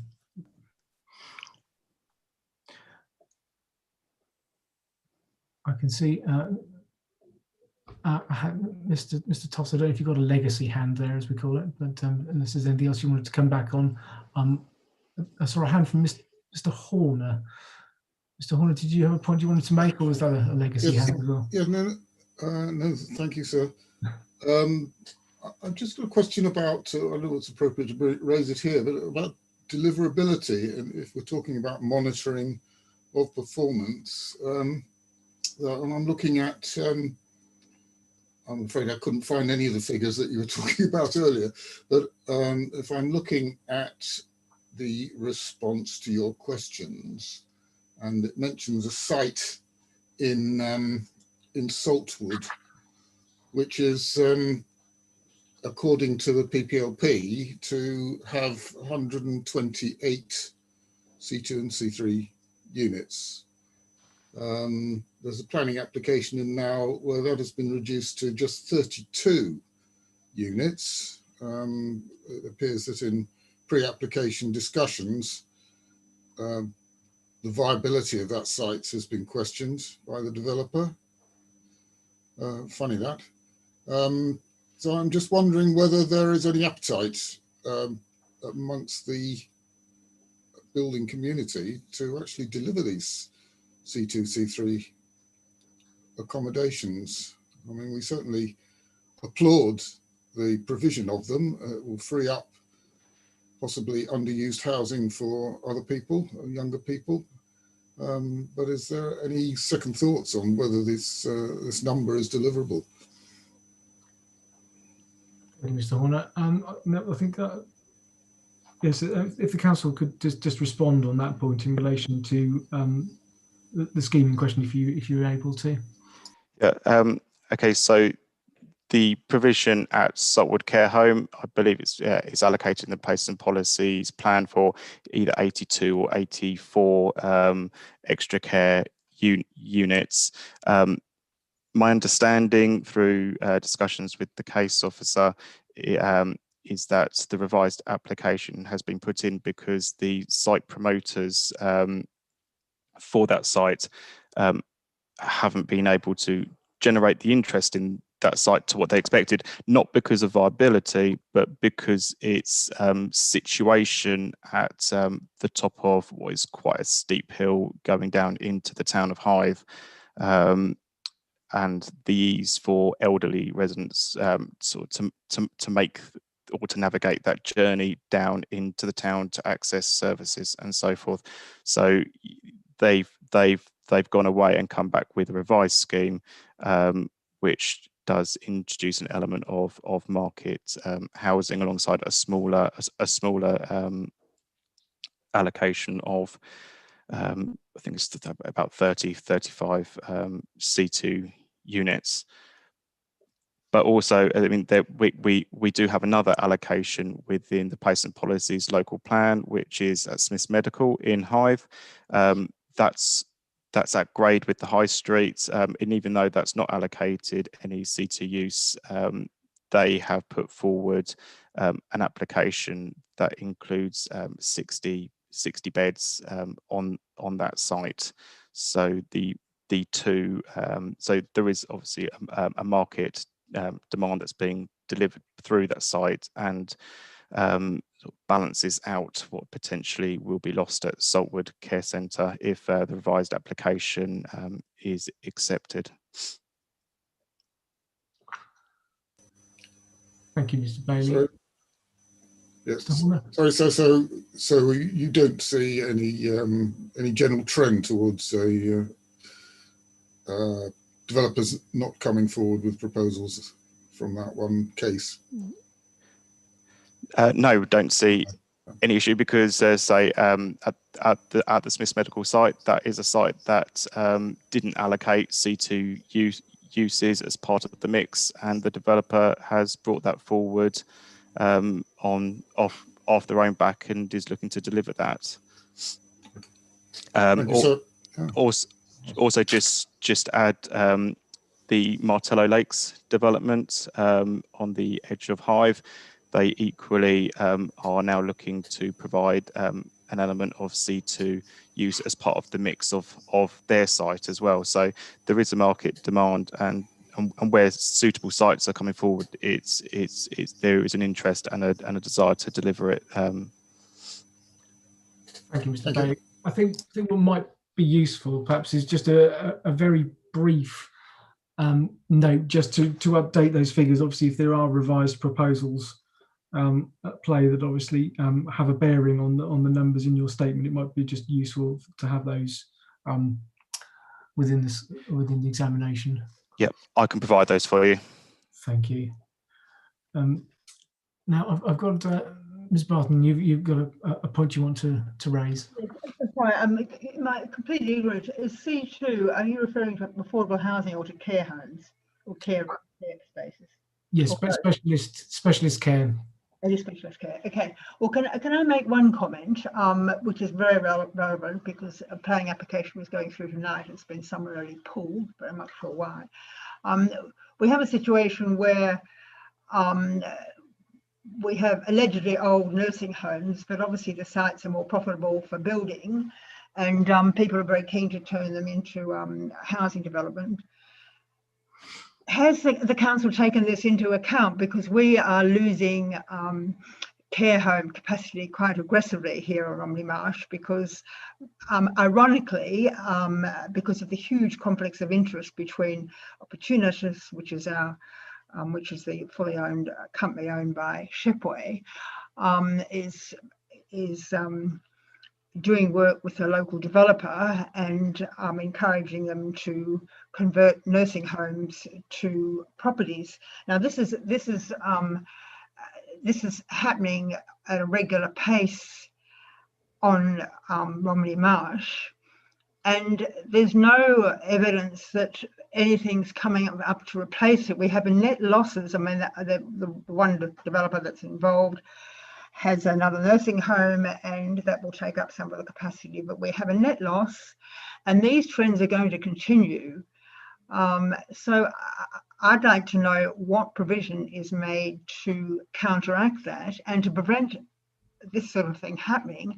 And also, which is not an issue for obviously the planning perspective, there are big issues about governance here, that you have a governance issue because of the conflicts of interest between the commercial aspects of the council and its obligations to the community as a public body, and those haven't been resolved. And we have this bizarre situation where Opportunities is actually, in my view, damaging some of the fabric we have here on Romney Marsh, particularly with regard to care homes. So my question is there enough, does the plan fully account for this? And a second question, which is not really relevant to this format, is that we have a situation where the existing plan sets out a process for moving care homes from care home capacity to alternative use, but that policy is completely disregarded. So either we need a tougher policy, and we do need a tougher policy perhaps, and we do need better allocations or better provision in the plan so that we do have this care, because what is happening here locally, we are seeing a net reduction just because of commercial greed. And I'm not sure how you're going to resolve it in a planning sense, but they are some of the fundamental issues that we are facing in this area. Thank you. I'd like to come to just briefly. Actually, I think I can see Mr. Horner's hand. I think it might be appropriate then if, because in a moment I want to move on to sort of how the need for C2s is going to be met. So if I bring Mr. Horner in now, then perhaps I'll ask the council for any final points on the overall level of need. Mr. Horner. Yeah, thanks. Thank you, sir. Ms. Barton has reminded me that I was going to bring up that issue. There's an application recently, but it's a series of applications for conversion of care homes into residential. The concern is obviously, are they going to, I mean, it would be good if these were old buildings which would get a new lease of life out of residential and were being replaced with equivalent modern and energy efficient units. That's one point. The other point is, where are these new care homes going to be? From the response here, they're not going to be on Romney Marsh. So what are the old people of Romney Marsh going to do? So if you're talking about delivery, then I think it's a legitimate question to ask about the geographical spread of these facilities. Thank you. The council wants to just succinctly provide a response to what they've just heard.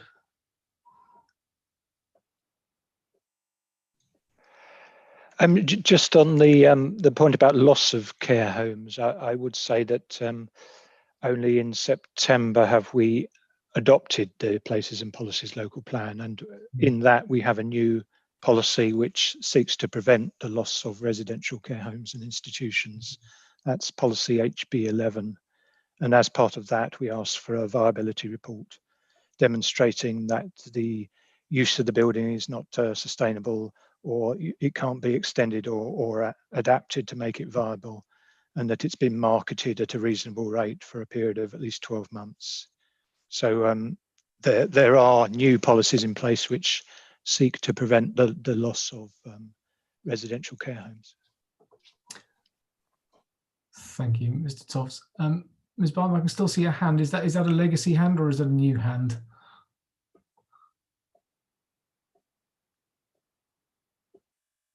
If it's not a legacy hand, I can't hear you, unfortunately. You're still muted. Sorry. I accept what Mr. Toff says. We do have a new policy, HB11, but that policy has been completely and utterly ignored. And it has been ignored on the basis, well, you know, Kent County Council believe that care homes need a maximum of 60 places. There has been no viability test. It has not been put on the market. The big problem is Shepway's own, we have this massive conflict of interest because the developer is working with Shepway's wholly owned subsidiary, and they want to produce residential housing. Some of that includes affordable housing in a totally inappropriate place. But the point I'm making, even when these policies have been put in place in the places and policies, but are completely being ignored. So how can we as local individuals defend our services? And care home capacity is a very, very vital public, we need care homes and there's a big shortage of them. How can we defend that when the council is completely ignoring the policies they've only just recently introduced? And that was a planning officer has actually turned around and said, oh no, just forget about it, dismissing it completely. And this is a new policy. So either we need, as far as I can see, we need a policy in the core strategy that basically says when care homes are replaced, that they should be replaced with, as Mr. Horner said, new updated facilities. And we should not be getting away with this. This is not in the public interest. This is a situation where someone has, and this in this particular case, and it's a very interesting case, the owner of the care home, which was a perfectly good care home rated as good by the Care Quality Commission, applied for planning permission to extend it, and that was granted. And now you don't do that if you think it's unviable. And then obviously the developer in question, who's involved with Shepway's commercial arm, has encouraged him and obviously pointed out that he'd probably make more money out of completely covering the site with new residential development. But that is not the point. That care home is perfectly viable, and that is the reason they haven't put in this viability test, because you don't extend nursing homes when they're not viable. It's a perfectly viable operation, and now it's going to be pulled down and replaced with residential development. Again, and without the process that was put in place by HB 11, and without any alternative, I mean, apart from a bit of an expansion in an adjoining care home, which is a lower quality facility. And not only that, that facility actually has a not as highly rated by the Care Quality Commission. So the few residents that are left in that nursing home are being transferred to lower quality facilities, and those facilities themselves, if the planning officer is correct, combine both old and new room standards, which is a reason he's used to get rid of this the one that's the development in question. So this is a higher issue when we have policies in place. We have actually good policies in place, but they've been completely ignored. And it gets back to this point. We have these huge conflicts of interest. Now, it's not a planning problem for you, but the legal people should understand that the governance is absolutely appalling. And I mean, I've spent my life in the city, and I'm just aghast at what people get away with in the public sector. I mean, you would be disbarred as a director if you got away with what's happening. But the point I'm getting at is that even with the proper policies, they are not being adhered to, and we are progressively reducing the number of care home rooms in this area, encouraged by the council's own commercial arm. Thank you, Ms. Bunn. I think I understand all of the respective positions on this, and I'm clear. So what I want to do now is I think we sort of strayed into that territory, is to move on in terms of how the need for the C2 accommodation in the plan is to be met. Now, the council, you've indicated in your statement that approximately sort of 10% of the C2 requirements are going to be delivered at Sellinge via policy CSD 9 and 10% through the new garden settlement. Now, in terms of the overall time period, I just want to clarify that the overall sort of position in terms of C2 is you're going to, perhaps you're going to say to me, I don't know, is that the requirement is broadly uniform across the plan period. But I suppose in relation to the specific need for C2, is the plan sufficiently flexible if there are any delivery issues in relation to either of those two sort of policy areas, Sellinge and the garden settlement, in relation to supply for C2? And we are going to probably burrow into that in quite a bit more detail as part of the wider supply, but just in terms of the overall sort of position on those points.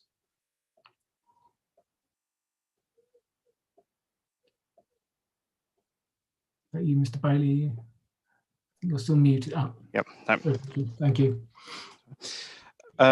Okay, so in terms of flexibility, yeah, you, as you alluded to, this sort of, we're looking at sort of like a uniform delivery over the course of the plan period.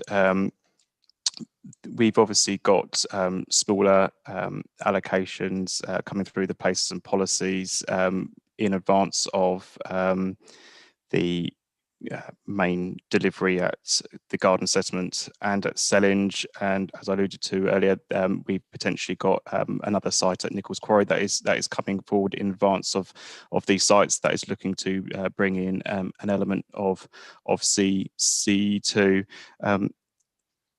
In terms of the garden settlement itself, I believe that there would be sort of flexibility in terms of as and when sort of C2 units could be delivered, but that's something that the promoter the agents on behalf of the promoter would be able to provide more information on at a later stage. Thank you. But I can, as part of my note, then I can update it with, say, the additional sites that have come in terms of Nichols Quarry and that we can draw upon. Yeah, thank you. That would be helpful. Let's make a note of that.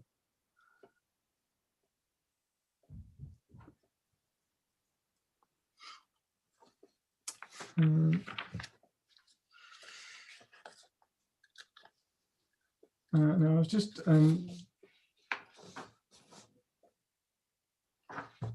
reminding myself in your statement that you'd indicated some potential suggested modifications in relation to C2s in the supporting text. I suppose my query is the plan overall, in terms of what we've discussed in terms of the overall sort of quantum of need for C2 and the level of supply, particularly around the overall quantum required, is the plan actually clear enough in this regard? Because I think a lot of the important detail that we've discussed appears to only be contained in your statement, and my query, I suppose, yes, Yep. Should that be more overt and upfront in the plan?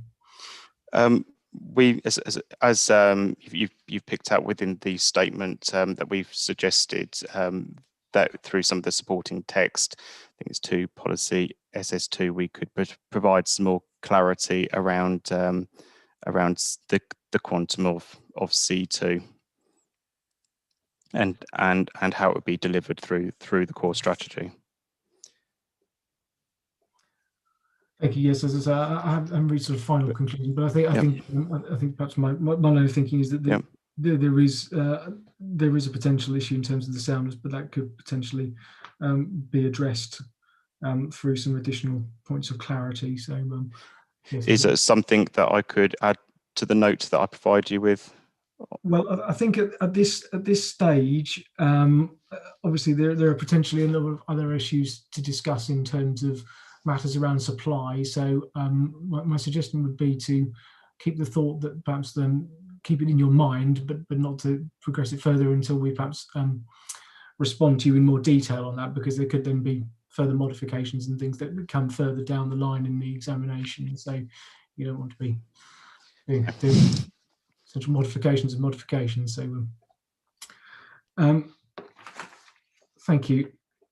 I think I've probably asked everything that I wanted to in terms of matters relating to C2. I think I'm clear on everyone's points, but I will open it up for any other points on this specific issue that we haven't covered in terms of how that level of C2 is going to be met from anyone.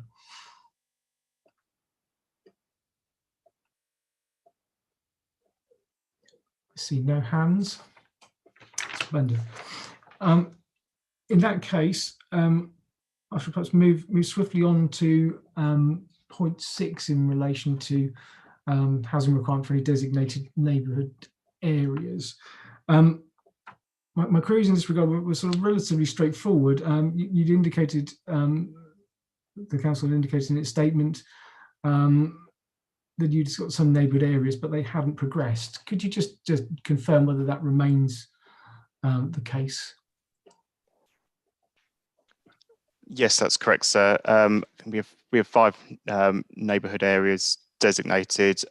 One of those, St Mary's in the Marsh, that went through referendum a couple of years ago and has been adopted by the council. But the 4 remaining neighbourhood areas, we've had no correspondence from them for a number of years, and in our view have stalled. Okay, thank you. And I suppose my sort of supplementary question is, I mean, whilst I appreciate that they may have stalled, but you obviously have confirmed those neighbourhood areas that they could, in theory, restart at any moment. So I suppose, is the plan itself sufficiently clear about how the council might provide them with a housing number if they were to ask for it? Within the core strategy, find the right section. There's a green box that sets out. Let me just find the page reference. On page 58, is that right?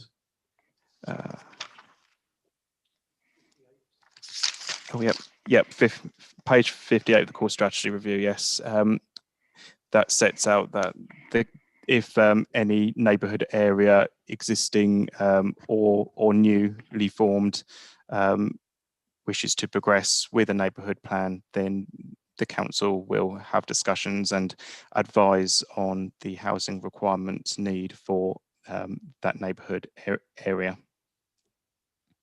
Thank you. I suppose just to sort of further up on that point, though, is the plan clear enough on the mechanics of how you might do that?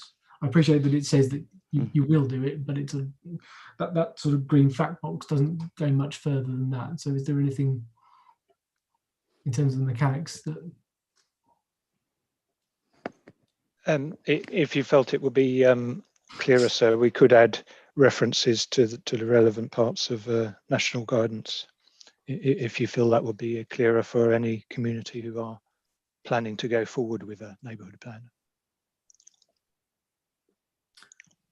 Well, for want of I think if you're content that your response is that it's set out elsewhere in national policy and guidance, then there would be no need to add unnecessary detail. I think it was just making sure that we've explored the matter thoroughly, bearing in mind you do have these 4 areas that could restart at any point. So if your response is that it's contained elsewhere, then that's then I'm content with that response.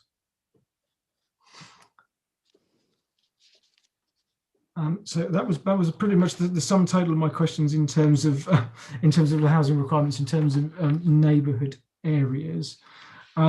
Does anyone else have any specific points on agenda item 6 in terms of requirements for neighbourhood areas? No. Okay, jolly good. So just in terms of, we've sort of discussed various issues as we go, and we've discussed potential modifications, and those both proposed by yourselves and elsewhere. I'm just mindful that are there any other points on this part of the housing requirement that we haven't raised? I'm also mindful that Mr. Eden has been part of the session, but has yet to open his account, shall we say, in terms of any comments. So was there anything in particular you wanted to say, Mr. Eden, at this point? Much of what's been said, I am fairly supportive of. I live in Sellinge, I'm sitting in Sellinge, and it's hard to, particularly the last point, it's very hard to see any purpose in seeking additional housing from a community base. We're sitting with over 180 extant permissions unimplemented. We've just gone through the process of the original CSD9 being implemented by Taylor Wimpey. That's been one of the reasons I haven't been speaking, is that they're busy building a road outside my windows. With a vibrating roller. There's been a vast amount of development within Sellinge as it stands. So the notion of getting any enthusiasm for more is completely, it's not real. That's and the idea that it would and pretty much everything apart from the Taylor Wimpey development, pretty much everything which has been happening here has been foisted on the community in some way, and the scale of the alterations to the village and its quality has been quite dramatic. It's magnified immensely. It's fighting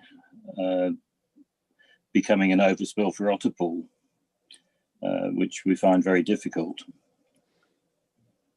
But they're all sort of very general things. I think a lot of the points I have in mind would will come out in the CSD9 and Otterpool days. Okay, thank you, Mr. Eden. So that sort of brings me to the end of my question. So unless there are any other points, and in particular if the council wanted to respond finally to anything that's been said that they haven't raised already. No, thank you, sir. Speak now. Or, no, thank you. Thank you, Mr. Shadow-Evening. Thank you. Sorry. Ms. Barton, you had a final point. You have to unmute yourself, I'm afraid. Sorry, it may not be appropriate. What about Traveller's Sight in relation to the whole area, and particularly Otterpool? Because again, we have a situation where Romney Marsh is being used as a dumping ground. I mean, I fully appreciate that travellers need their sites, and the council has to find a site, but there has to be a more distributed attitude or aspect to distributing the load around the district. And I wondered whether there's well, doesn't seem to be any provision within Otterpool for that sort of thing. It seems to want to cleanse itself and regard every other development so they can maximise returns, but that shouldn't be the case. I would have thought that given this is a community-based new town, it should actually accommodate everyone. And I just wondered what the position was, basically. And it may not be appropriate in this session, but I just wondered whether... We are coming back to that, I think, as part of the agenda when we discuss the sort of balanced neighbourhoods and district residential needs session, if my memory serves me correct. I'm not sure what I'm here, but thank you. Thank you. Okay, well, if that is last call for any final points, thank you very much for all your contributions this afternoon, and I shall close the session. And for those who are coming back tomorrow, I look forward to seeing you in the morning. And for anyone who's not, thank you for your participation.